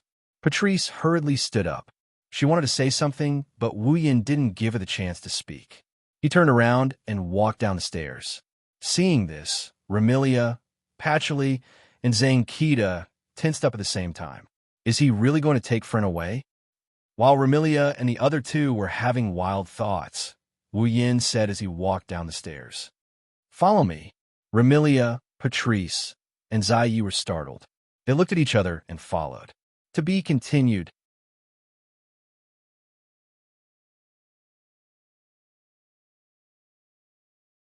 Chapter 1723. Lake of Mist. Beside the lake where the fairies and monsters love to reside, several figures were standing in a standoff. Ramilia looked around and saw Wu Yan carrying Fran. She frowned. What are we doing here? Wu Yan didn't answer. Instead, he squatted down and placed Fran on the ground. He rubbed her head that's wearing a beret. Fran, stand to the side. Oh. Fran's face was filled with confusion. She didn't know what Wu Yan was planning to do, but she obediently nodded and walked to the side. Ramilia grumbled when she saw Fran defying her in every possible way, but obeying Wu Yan's every word. All right, tell me quickly, what are you planning to do by bringing me here? Wu Yin glanced at Patchouli, Xianxia, and Hong Miling, who followed behind Remilia. Tell him to back off first. Remilia's frown deepened. Her displeasure grew, but she still did as she was told. Patrice, Zui, China, all of you leave first. Yes, Zui respectfully replied. Patrice also nodded. Only Hong Miling muttered, I'm not China, I'm Hong Miling. However, no one paid attention to her. Only after Zui, Patrice, and Hong Miling left did Remilia look at Wu Yin impatiently. She clearly didn't have the patience to wait any longer. However, Wu Yan's next sentence completely dispelled Remilia's impatience. Zui, Patrice, and Hong Miling were shocked. Looking at the stunned Remilia, Wu Yin suddenly said, Defeat me. Defeat me. Fran will return to Scarlet Devil Mansion. Bro. Big brother? Fran didn't know what to do after hearing Wu Yan's words. As for Remilia, after being stunned for a moment, she smiled. Her smile was abnormally joyful. What? So this is the method. Indeed, this can save a lot of trouble. I also like this method. With that, Remilia's petite body floated into the air. She stretched out her slender palms, and her fingernails suddenly turned red and elongated, looking like the claws of a wild beast. It was extremely ferocious. Remilia's smile was equally ferocious. If that's the case, then disappear. Remilia roared out these words with a tone full of satisfaction and grievance. It had to be said that with Remilia's violent temper, she had indeed endured Wu Yin for a long time. Now, with Wu Yan's words, they finally exploded. A crimson mist suddenly swirled around Remilia's body, transforming into crimson bats that spiraled into the air. Red bats. In the next moment, Remilia's delicate voice rang out from the bloody mist. VPI day-night, night of bats. The crimson bats that soared into the air instantly lined up and faced Wu Yin below. They widened their mouths and shot out red flying daggers. Swish, swish, swish. The red throwing knives fell from the sky like raindrops, filling Wu Yan's field of vision. Amidst the sound of breaking air, they landed on Wu Yan's body. Boom! As the flying daggers rained down, the place where Wu Yin stood was covered in a thick cloud of dust from the impact of the flying daggers, making it hard for others to see what's going on inside. Looking at the place where the dust rose, Remilia revealed a smile. With a wave of her hand, a powerful gust of wind swept out, blowing away all the dust that rose into the air. When all the smoke and dust had dissipated, the uneven pits on the ground were exposed to the eyes of everyone present. However, Wu Yan's figure had disappeared without a trace. Come out, Remilia said coldly. If you die so easily, who am I supposed to vent my anger on these past few days? Don't be so anxious. As soon as Remilia's voice fell, a voice sounded from behind her. The show has just begun. Remilia was startled. She quickly turned around and looked behind her. Wu Yin, who was obediently waiting for Remilia's attack, had appeared less than 5 meters away from her. He floated there with a relaxed expression. You. Remilia stared at the smiling Wu Yin in shock. When did that's... Patrice's eyes glinted as she gazed at Wu Yin, who suddenly appeared behind Remilia. That's a spell. A spatial teleportation spell. Remilia seemed to have heard Patrice's voice. She coldly snorted and didn't say anything else. She raised her hand, and a dense blood mist appeared once more.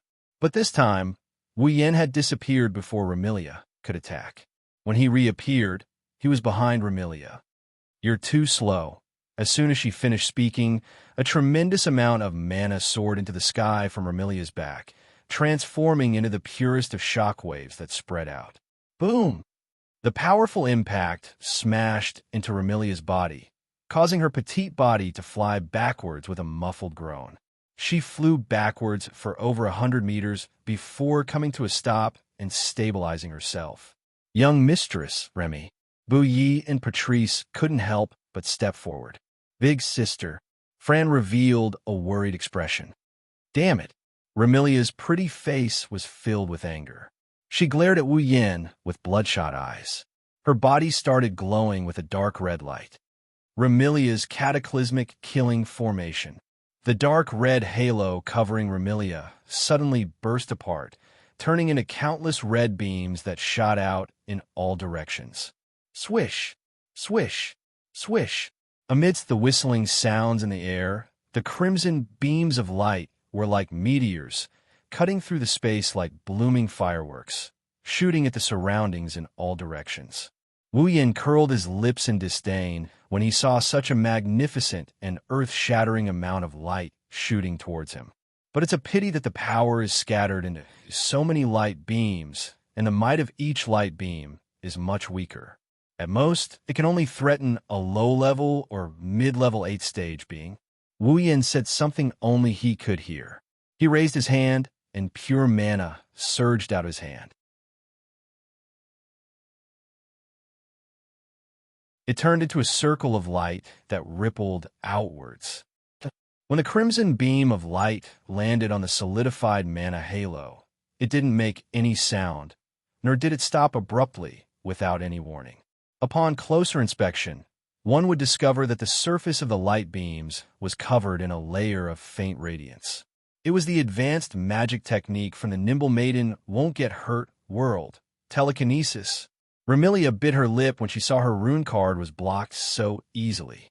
Let's see how long you can hold on for. With a flip of her hand, a bright red spear appeared in Remilia's hand. Streaks of red lightning flowed on the surface of the spear and crackled with electrical sounds. Kill him. Remilia pulled the scarlet spear to her back and threw it mercilessly at Wu Yin. Godly spear, Gungnir. Shoo. The bright red spear turned into a flash of red lightning, flashing through the air and shooting out explosively. Hum!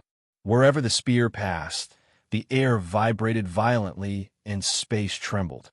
The Gungnir, that resembled a red comet with a long tail of light and scorching airflow, flew straight at Wu Yin as though it had a mind of its own.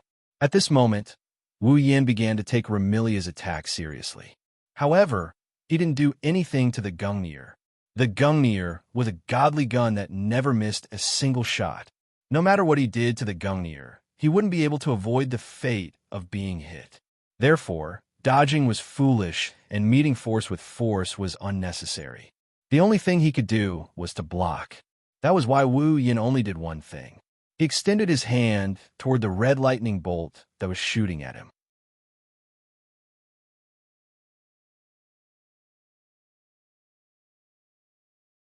Chapter 17:24. Wu Yin, who was suspended in midair, extended his hand to receive the incoming Gungnir. Everyone was astonished. Was he planning to receive the Gungnir with his bare hands? If that was the case, this person was definitely crazy. Although Remilia's Gungnir wasn't the real divine weapon, it had the exact same effect as the real Gungnir, which was the effect of never missing a target. Wu Yin didn't choose to dodge Remilia's Gungnir. That was a very commendable action. But to receive it with his bare hands? Even if Remilia's Gungnir only had the exact same effect as the legendary Gungnir and wasn't as powerful as the real Gungnir, it definitely wasn't weak. Even in the fantasy village, there were only a handful of existences who could receive Remilia's Gungnir with their bare hands and come out unscathed. Could it be that Wu Yin also possessed strength on the same level as those existences? In the next second, Wu Yin told everyone the answer. Buzz! In a trembling sound, dense magical power surged into Wu Yan's hand that extended towards the Gungnir. It covered the hand that was abnormally thin compared to the Gungnir that had transformed into a red lightning bolt. Beep, beep, beep. Then, traces of black electric arcs burst forth from Wu Yan's palm, like tiny pitch-black pythons that revolved around Wu Yan's hand and flowed continuously. As the pitch-black electric arcs flowed, the space around the hand emitting black electric arcs actually emitted tiny cracking sounds and began to crack open. With such a powerful pitch-black electric arc in his hand, Wu Yin fiercely grasped the Gungnir that was shooting towards him. Bam! Bam! Bam! Bam! Bam! The pitch-black electric arcs flowing on Wu Yan's palm rose sharply. The red lightning on the Gungnir that Wu Yin grasped in his hand flickered desperately. The two weapons seemed to be competing, triggering deafening explosions. In an instant, sparks flew from the surface of the gungnir that Wu Yin grasped in his hand.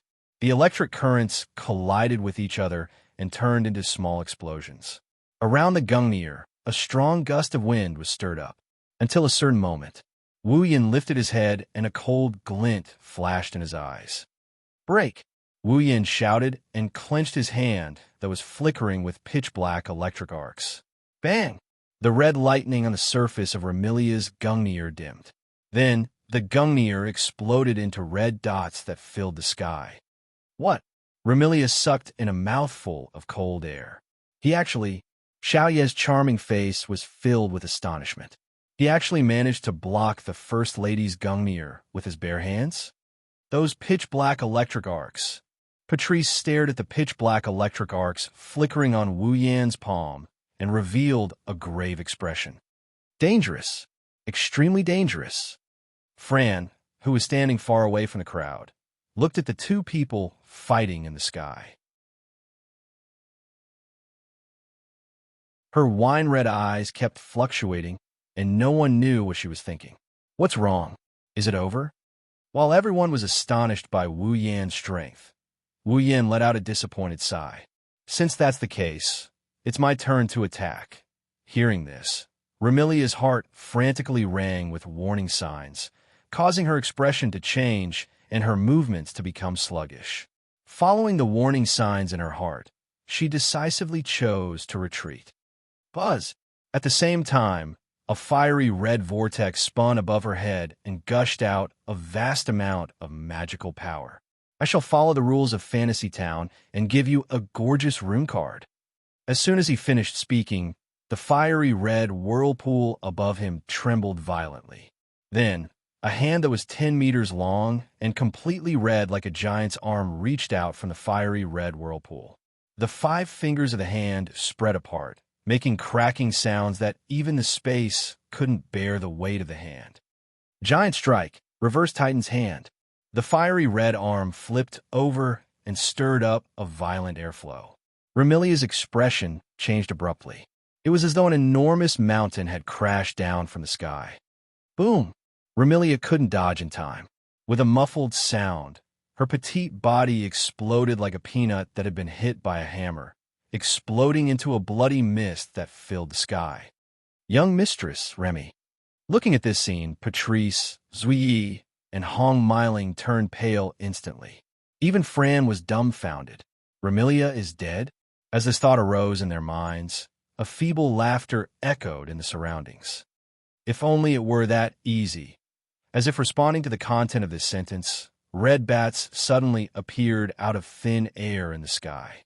Like bees surrounding a beehive, they flew all over the sky and wandered in the same direction, gathering into a cluster. Shortly after, the red bats gathered together and formed a wheel that emanated a crimson radiance.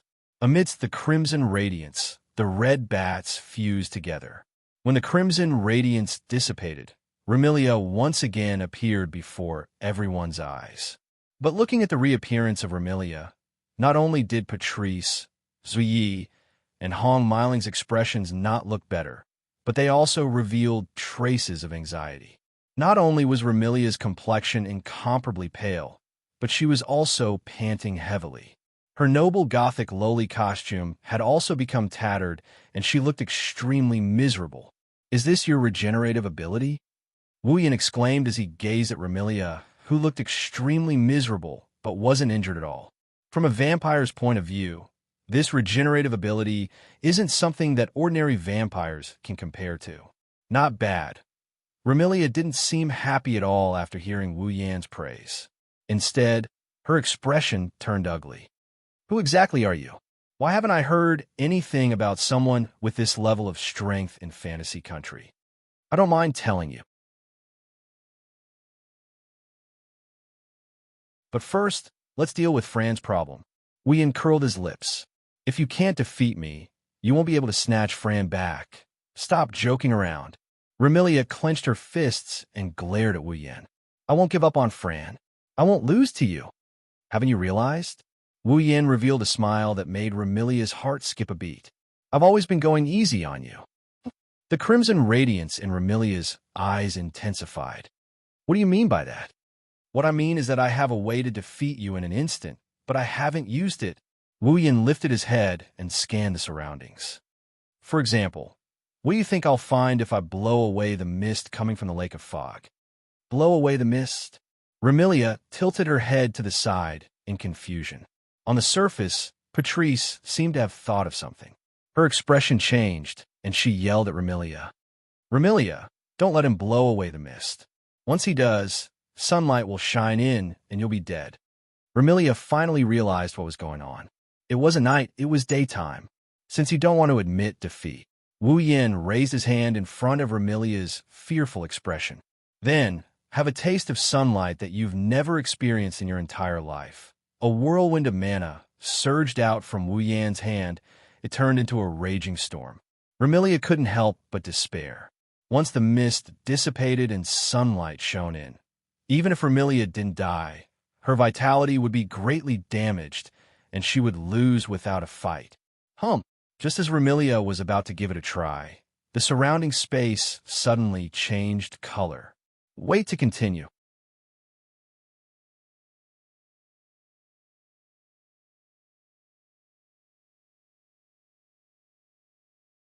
Chapter 1725. It happened in an instant. The surrounding space turned into a red mist for a moment. It was as though the air in the world had been dyed red. Everyone couldn't help but feel sluggish and unable to move. Even Wu Yin, who was about to raise his hand and blow away the surrounding mist, was the same. However, it only lasted for a moment. After a moment, the world returned to its original state, but a delicate voice replaced it and reverberated in the surroundings. Illusory talisman, Murd Meat Doll. Along with the ice-cold, delicate voice, streaks of cold light suddenly flashed in the surrounding space and coiled together, spinning in circles. Those cold lights were all sharp, flying daggers. The throwing knives flew through the air as if they were being held by an invisible hand. The throwing knives danced in sync with each other as they smoothly circled one circle after another. Then, with a sudden jolt, they rained down on Wu Yin like raindrops that blotted out the sky and covered the earth. No, it wasn't just falling. Just like before, for a moment, the color of the world changed again, and Wu Yin froze on the spot. When the color of the world returned to normal, the raindrops of flying daggers abruptly arrived before Wu Yin and imprinted themselves into his eyes. That couldn't be described as fast anymore, but another force was causing mischief. Boom! The time to react was less than a second. After immediately reacting, Wu Yan's body trembled, and a burst of magical power burst out from his body. In a series of frequent collisions, all the flying daggers were sent flying. Only then did the people present realize. Holding a flying dagger with a stern expression, the maid exuding a carefree temperament stood in front of the pale-faced Remilia and fearlessly looked at Wu Yan, who was suppressing her master with overwhelming strength. Looking at the maid in front of her, Remilia was slightly surprised. Yi, Miss Yi. Patrice and Hong Miling were unable to react in time as well. On the other hand, Wu Yin, who was floating in front of Yi, revealed a meaningful smile and spread his hands. I said, "This is a battle between me and your Missy. If you interfere, I can treat it as your Missy asking for help. Are you trying to cheat?" Hearing this, Remilia's expression became slightly excited. Just as she was about to say something, she was interrupted by Luo Ye's words. "This is just my own decision. It has nothing to do with eldest Miss," Zui Yi said coldly in an indifferent tone. "Please forgive Yi for acting on my own initiative, Missy. No matter what, I can't watch Missy get hurt." Yi, Remilia was moved and helpless, but more so, she felt sullen. In the fantasy village, there were existences stronger than Remilia, perhaps even stronger. But which one? Did Remilia need her own maid to help her? Thus, Remilia didn't know how to describe her feelings towards Ye's intervention. For a moment, her eyes were filled with a complicated expression. Wu Yin, on the other hand, didn't comment much on Sakuya's explanation. He just said this in a dull manner. In other words, You want to replace your Missy to fight me. Take back Fran? Although young lady will definitely be angry if I say this. And if others see this, they might think that we're too despicable to deal with the opponent by taking turns to fight. Zui sighed. However, in the blink of an eye, killing intent appeared in his eyes. But no matter if it's Missy or second Missy, it's my duty to protect them. As soon as he said this, Yi Zichen's expression changed. The space around Ye's body rippled with distorted illusions. In the illusions, glittering throwing knives appeared out of thin air and neatly arranged themselves into concentric circles. They danced around Yi. Mystical art, K, eternal gentleness. The throwing knives that followed the trajectory of the circles suddenly stopped and turned into streaks of silver light. They cut through space like lightning and seemed to pass through time. In a blurry illusion, they suddenly flashed in front of Wu Yan. Using his ability to control time and space, Yi seemed to have turned into a magician. His throwing knives danced wildly and distorted time and space, shooting directly in front of Wu Yan. It had to be said that the ability to control time was not only powerful, but also very strange. If Ye's level wasn't only at the advanced 8th rank, but the 9th rank, perhaps Wu Yan wouldn't be able to face such a powerful and strange time ability so easily. Unfortunately, no matter how powerful and strange this ability was, in the end, Ye's level was lower than Wu Yan's. He was still far from Wu Yan. This was something that couldn't be changed. After all, this time, the system didn't impose any restrictions on Wu Yan's use of Fantasy Village. In other words, not only could the current Wu Yan perfectly display his peak 9th rank strength, he could also use all the trump cards in his hands. Facing Wu Yan in his 100% state, let alone Yi, even if all the members of the Red Devil Hall except Fran attacked together, they still wouldn't be a match for Wu Yan. Therefore, Remilia, Patrice, and Hong Miling all saw this scene. Sakuya, who is surrounded by flying daggers, moved his hand, and the flying daggers suddenly disappeared. When they reappeared, they were already in front of Wu Yan. When the throwing knives that could pierce thousands of holes were about to pierce Wu Yan's body like nails, this time, it was Wu Yan who suddenly disappeared. Throwing knives flashing with cold light pierced through the air and scattered the faint afterimage left behind by Wu Yan, who disappeared into thin air. The throwing knives didn't slow down in the slightest as they continued to shoot forward. At this time, a crimson space reverberated in the space in front of the flying daggers, swallowing the flying daggers one by one into the crimson space in bursts of ripples. In the next moment, another crimson space ripple appeared above Ye's head.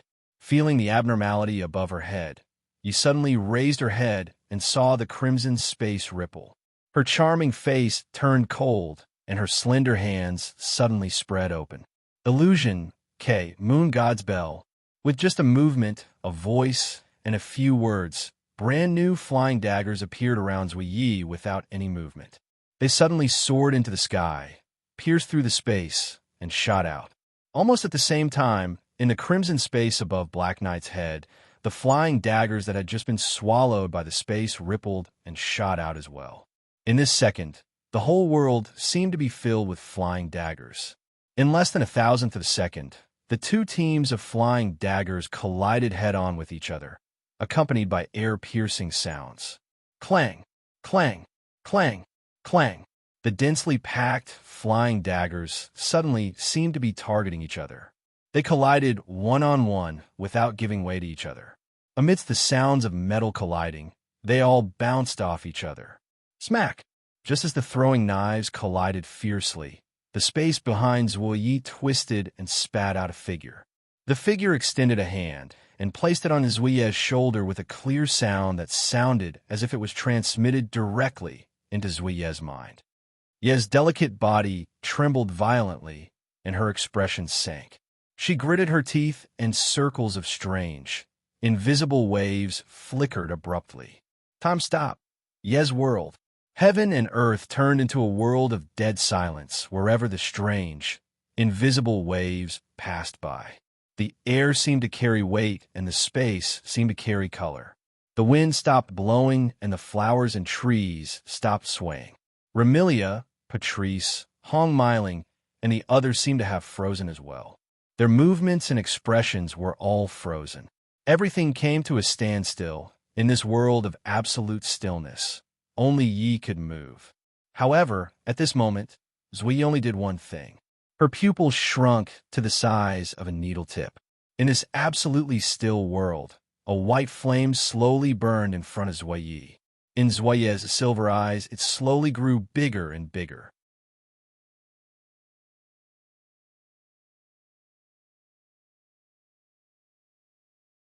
Chapter 17:26. The pure white flame was only the size of a palm, but became the only thing in this world that was still burning, as if it was alive. In Zui's silver eyes, the white flame burned slowly and became more and more vigorous. It was not until it expanded from the size of a palm to the size of a human head that Zui finally reacted. Unfortunately, it was too late for him to react now. Bang! In a muffled sound that only Zui could hear, the white flame that was the size of a human head suddenly exploded and turned into pure white flames. Like a laser, they shot in all directions. The white flames did not shoot too far away. They only shot out within a 10-meter radius around Xianxia. Some of them landed on the ground and continued to burn. Some of them directly stopped in the air. During the burning period, it actually caused this absolutely still world to begin to distort. The white flames were burning this absolutely still world to ashes. No, it should be said that the white flame was burning the thing that caused this world to turn into an absolutely still state. It was burning time. Realizing this, Zui's shock was imaginable. A flame that directly burned time? Did such a flame exist? There's nothing you can do about it if you think so. At this moment, when Zui's heart was filled with shock, a voice suddenly sounded in this silent world. After all, even I didn't quite believe that such a flame could actually become my power. At the same time, the hand that was resting on Zui's shoulder, which had stopped moving after Zui stopped the time around her, suddenly tightened its grip and forcefully grabbed Zui's shoulder. Without it, it would really take a lot of effort to deal with your ability to control time. After that, before Zui could react, the hand that grabbed Zui's shoulder forcefully lifted Zui up. Zui only felt that the world was spinning and her body was sent flying. Ding, ding, ding. Around Zui, who was thrown into the air, space rippled like ripples on the surface of water. Chains with purple light on the surface stretched out and shot out, wrapping around Diaz's delicate body amidst a series of light and agile sounds of collision. Immediately afterward, the chain wrapped around Zui's body tightened. In Zui's extremely soft exclamation, he was tied up tightly and hung in the air. Bam! At the same time, the absolutely still world around them shattered like a mirror. Remilia, Patrice, and Hong Miling only saw Wu Yin suddenly appearing behind Buyi and placing his hand on Buyi's shoulder. Then, in the blink of an eye, Zui, who was standing in front of Wu Yin with her back towards him, disappeared. She was tied up tightly by chains that extended out from the space and hung in midair. The chains were shining with a faint purple light on the surface.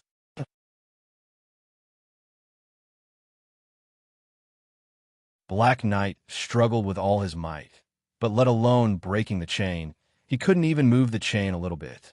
Miss Knights now, Hong Miling cried out in alarm. Patrice's expression also sank. Damn it! Remilia gnashed her teeth and struggled to her feet. However, by the time Remilia stood up, a figure was already standing before her. Don't waste your energy. Wu Yin looked down at Remilia and said calmly, even if you stand up, you won't be a match for me with your current strength. Not to mention, you still have the fatal weakness of a vampire. Remilia lifted her still pale face. She no longer had her usual confidence, arrogance, and self-improvement. She no longer had her willfulness, anger, and awkwardness. Instead, there was only stubbornness. Even so, I still want to fight. If we continue fighting, it will only get worse. Wu Yin said helplessly. Even though we've given names to our moves and fought in the name of rune cards, the rules of rune cards don't only stipulate that we must use rune cards. We also have to agree on the number of rune cards that we can use. We didn't do that. Strictly speaking, we violated the rules of rune cards. Wu Yin shot a glance at Remilia. In addition to the disparity in strength, this battle is over. Over? Remilia yelled as though she had been provoked. No, it's not over. Remilia extended her arm and clenched her fist. The scarlet Gungnir that flickered with scarlet electric currents coalesced in her hand once again. Bam! However, before Remilia could throw the Gungnir, her other hand grasped the Gungnir. Pitch-black electric currents flickered on the Gungnir and collided with the scarlet electric currents, causing muffled explosions. Since you don't want to admit defeat, Wu Yin gripped her Gungnir with one hand while raising his other hand that's covered in black lightning. Then I'll have to make you lie down for real. His hand flickered with pitch-black electric currents as he extended it towards Remilia. Young mistress!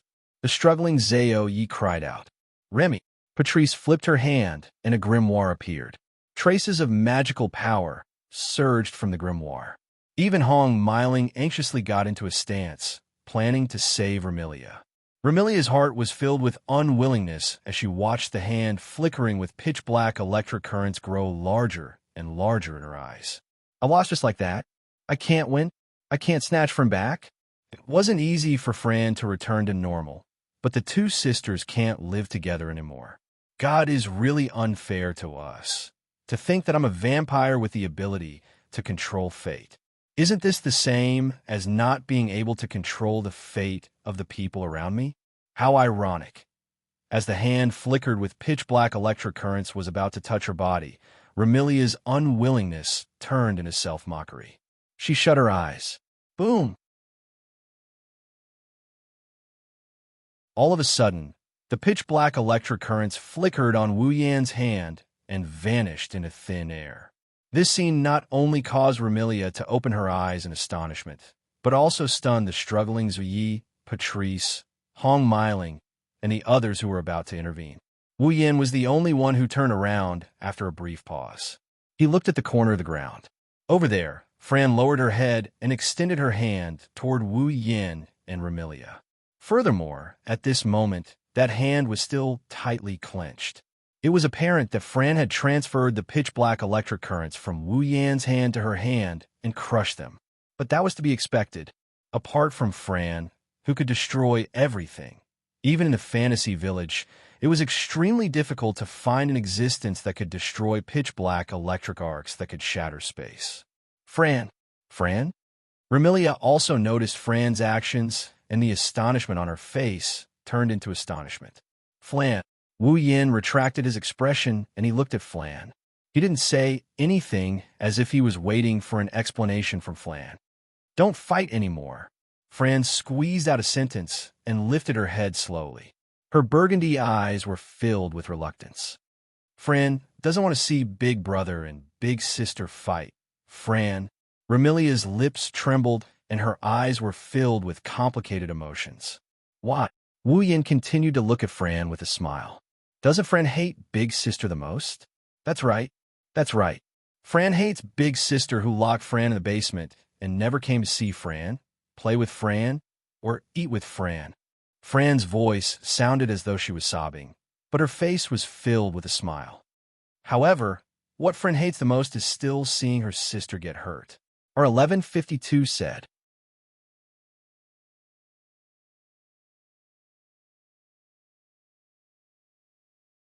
Chapter 17:27. But what Fran hates the most is seeing my sister hurt. These words not only caused Remilia's scarlet eyes to be filled with emotions and guilt, but also caused Ruoyi, Patrice, Hong Miling, and the others to turn silent. In the past, everyone here had treated Flan as a crazy little girl. Although they valued Flan a lot, they had never tried to figure out Flan's thoughts from her perspective. Only now did Remilia, Ziyi, Patrice, Hong Miling, and the others know that it's not that Fran didn't have any thoughts, it's just that they thought she wouldn't have any. Now, a single sentence from Fran had caused them to feel extremely complicated emotions in their hearts. After all, Remilia's status in Fran's heart was clear from her words. It was Fran's words that made Remilia loosen her grip on the Gungnir, causing it to turn into bright red particles and gradually dissipate. Wu Yin raised an eyebrow. What? You're not fighting anymore? Giving up? Remilia didn't react to the 3 questions that came out of his mouth. Instead, a bitter smile appeared on her face. How can I give up? Then why did you stop? Wu Yin looked at Remilia. You don't want to defeat me. You want to take Fran back? But Fran said. Remilia looked at Fran, who was standing on the ground, and the bitterness on her face intensified. She doesn't want to see us fight. In other words, even though Remilia didn't want to give up, she had to take Fran's feelings into consideration. This was the choice that Remilia, who had never respected Fran's opinion before, had made. This choice made Ru Yi, Pekialu, and Hong Miling fall silent. It also made Fran turn her gaze towards Remilia. She never looked away again. Wu Yin smiled helplessly. Do you finally understand that Fran's thoughts are the most important? Remilia thought that Wu Yin was mocking her. He glared at Wu Yin. Don't stare at me. I'm just telling the truth. Remilia glared at him. Wu Yin curled his lips in disbelief. However, if you still don't understand what I mean, then you're really stupid. What do you mean? Remilia was slightly taken aback. He frowned. What do you mean? Do you really not understand? Wu Yin sighed. As I said, Flan's opinion is the most important. Naturally, it should be Flan's decision whether to return to the Red Devil Mansion or not. It's not up to me, her brother, to make the decision, and it's not up to Flan to go back just because you say so. Remilia was stunned. Let alone Remilia. Even Buyi, Patrice, and Hong Miling were stunned. After glancing at Remilia, Buyi, Patrice, and Hong Miling, Wu Yin flew towards Fran. He slowly landed in front of Fran. Brother. Fran immediately stepped forward and grabbed Wu Yin's clothes. Flan. Wu Yin squatted down, and he rubbed Flan's head while smiling. Do you want to return to the Red Devil Mansion? All of a sudden, Remilia, Yi, Patrice, Hong Miling, and the others became nervous. Especially Remilia. Her eyes were filled with anticipation and hope.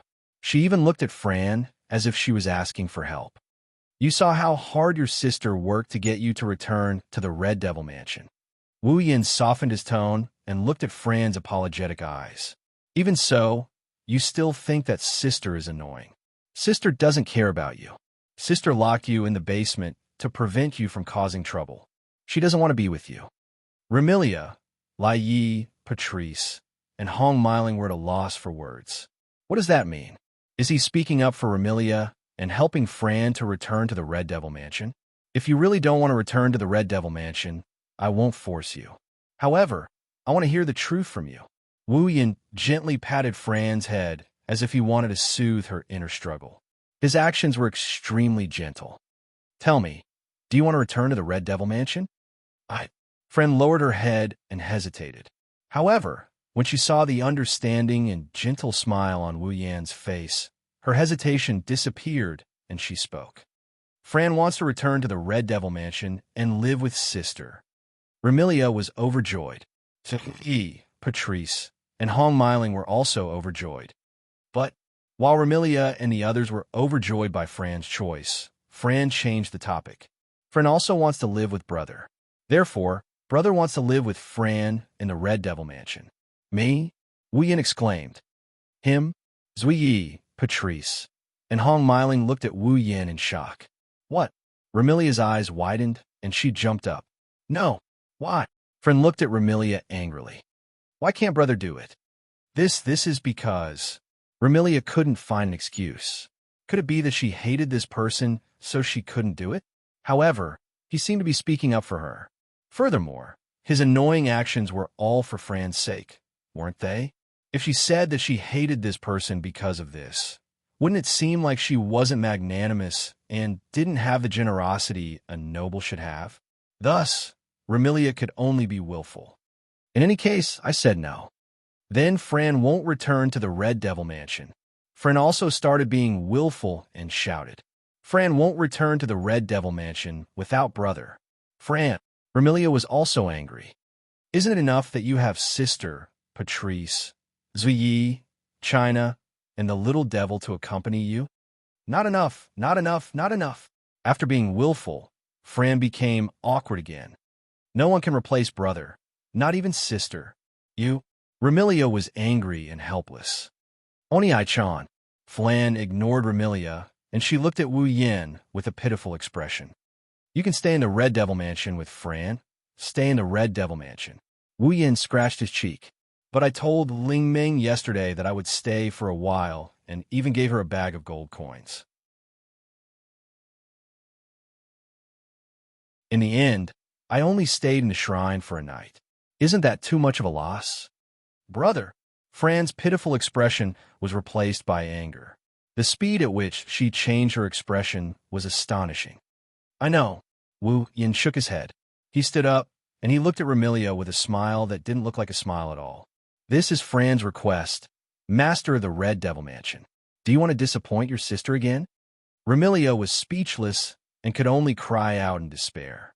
Forget it. Do as you wish. Yay, that's great. Fran cheered and threw herself into Wu Yan's embrace. Patrice, Hong Miling, and the released Zuiyi gathered behind Remilia. They looked at the blissful Fran who threw herself into Wu Yan's embrace helplessly. Zuiyi, Remilia snorted. What the eye doesn't see, the heart doesn't grieve over. Invite some guests to the Red Devil Mansion tonight. Hold a banquet for Fran's recovery. Yes, young mistress. Remilia turned around and glanced at Fran, who was playing in Wu Yan's embrace. Her face was filled with anger. Fran, let's go home. Coming. Fran grabbed Wu Yan's hand and happily walked towards Remilia. Perhaps Remilia was really angry. She walked in front and didn't look back at Fran. Zuiyi followed behind Zuiyi. Hong Miling followed behind Zuiyi, occasionally looking at Wu Yin with curiosity. Patrice, on the other hand, seemed to be purposely lagging behind. When Wu Yin walked past her, she suddenly spoke. You won't let your sister see how hard Remy worked for her. That's why you suggested a fight with Remy. You're not really trying to steal her sister from Remy, right? Whatever you think, Wu Yin, who was being pulled away by Fran, didn't deny or admit it. He smiled. Besides, it's not like I don't get anything out of this fight. No one saw a drop of gem-like blood floating in Wu Yan's other hand.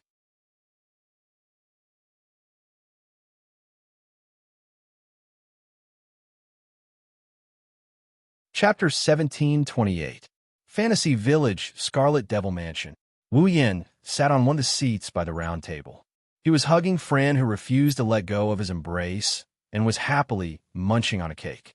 Around the round table, Remilia sat at the head of the table. Sakuya sat beside Remilia as if she was on standby.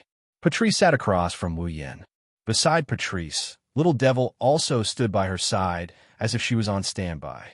At this moment, the four girls who were either sitting or standing at different positions all fixed their gazes on Wu Yin. Their eyes are filled with scrutiny and scrutiny. Wu Yin picked up a napkin and wiped Fran's mouth, which was stained with cake. He looked at the four young ladies who weren't afraid of him and revealed a speechless expression. I say, do you have something you want to ask me? How can we not have anything to ask you? Remilia seemed to have been waiting for Wu Yan's words for a long time. After Wu Yin broke the strange silence, she shouted, There are many things we want to ask you. Wu Yin mused for a bit before he said something out of the blue. Let me make it clear, I'm not a Lulacan. Huh? Patrice, Little Knight, and Little Devil's expression fell. Remilia almost fell off her chair. She glared at Wu Yin. Isn't your explanation even more suspicious? Don't tell me you really have some dirty thoughts about Fran. Remy, you're looking in the wrong direction. Patrice spoke with a headache. This isn't the question we want to ask, right? Not this. Wu Yin was puzzled. Don't tell me you want to ask about my type of girl. Who would ask you that? Remilia almost went berserk. Even Patrice glared at Wu Yin. What we want to know is, when did you get to know my sister, and what method did you use to make my sister return to normal? I see. Wu Yin sighed in disappointment. I thought you wanted to ask about my type of girl, and introduce me to some cute girls. Remilia was about to fly into a rage, but she calmed down after hearing Patrice's enlightened words. Don't tell me you're trying to change the topic. Change the topic. Remilia felt that Patrice's words made sense. She looked at Wu Yin with an unfriendly expression. You don't intend to say anything? We hope you can provide us with some information. Patrice spoke in a calm tone. Otherwise, we won't let little sister get close to a suspicious fellow. Suspicious fellow? Wuyan looked at Patrice with a mocking gaze. If you want to say something suspicious, isn't that black and white bandit in Fantasy Village more suspicious? However, the librarian in Red Devil Mansion often lets her steal books, right? Patrice could no longer maintain her composure as she panicked. How did you know? Wu Yan's mocking expression deepened upon seeing Patrice's panicked expression. I was just casually speaking. It seems that the librarian really did let that black and white bandit steal books. Remilia, Dark Knight, and the imp all looked at Patrice. Their eyes were filled with curiosity. I didn't do it on purpose. Everyone stared at him with strange expressions. After Remilia, Patrice also gave Wu Yin an unfriendly look. Can you please not change the topic? Fine. The people in Red Devil Mansion can't take a joke. Wu Yin said with a bored expression. Then, what do you want to ask? Didn't I say it earlier? Remilia's expression turned serious. What did you meet Fran? What method did you use to make Fran return to normal? These two questions were the biggest questions in the hearts of the girls in Red Devil Mansion. As mentioned before, Flan has been staying inside Scarlet Devil Mansion since the last time they met. How did Wu Yin get to know Flan, and how did Flan become so dependent on him? Could it be that Wu Yin really snuck into Red Devil Mansion without anyone noticing? That wasn't impossible. After all, everyone had witnessed how strong Wu Yin was outside. It was indeed quite easy to sneak into Red Devil Mansion without being discovered. The problem was if Wu Yin snuck into Red Devil Mansion, what was his motive? Remilia and the others had long guessed that Wu Yin snuck into Red Devil Mansion for some reason and got to know Fran in the basement. Or perhaps he snuck into Red Devil Mansion because of Fran. That might not be the case. Your worries are unnecessary. Wu Yin could tell what Remilia, Patrice, and the others were thinking and pursed his lips. I didn't sneak into Red Devil Mansion, nor did I come for Fran. It was purely an accident that I got to know Fran. It was indeed an accident. Back then, Wu Yin summoned Fran because he was shocked by someone and summoned the wrong person. Originally, Wu Yin wanted to summon 16 Knight's Black Knight, who was standing respectfully beside Remilia and playing the role of his headmaid. Unfortunately, ever since that accident, Wu Yin didn't recall his original intention. Accident. Patrice grasped the crux of the matter. What accident? It's too much of a hassle to explain to you guys. Despite saying that, Wu Yin had an impatient look on his face. All you need to know is that I have no ulterior motives towards Fran or Red Devil Mansion. No ulterior motives? Remilia sneered. If you don't have ulterior motives, would you help someone you don't know for no reason? These words were not wrong. Logically speaking, Wu Yin and Flan have nothing to do with each other. So, why did Wu Yin want to cure Flan of her mental illness? Because he saw it, so he helped her? Who would believe that? You don't need to doubt my relationship with Fran. Wu Yin frowned when he saw Remilia and the others refusing to let him go. There are no impurities in my relationship with Fran. After all, we even share our lives. Even our lives? Patrice, Little Knight, Little Devil, and the others were stunned. What do you mean? Remilia had a bad premonition as she stared at Wu Yin. What did you do to Fran? Sigh. Knowing that Remilia and the others won't let this matter go if he doesn't give them an explanation, Wu Yin could only speak the truth. Simply put, you can think of it as me and Fran forming some sort of contract. Right now, Fran and I share our lives. If I die, Fran will die with me. What did you say? Remilia cried out involuntarily. A life-sharing contract?